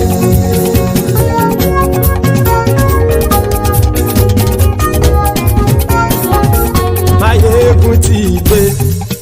Gbogbo ọ̀jẹ̀lú ẹ súnra kí. Máyégún ti dé.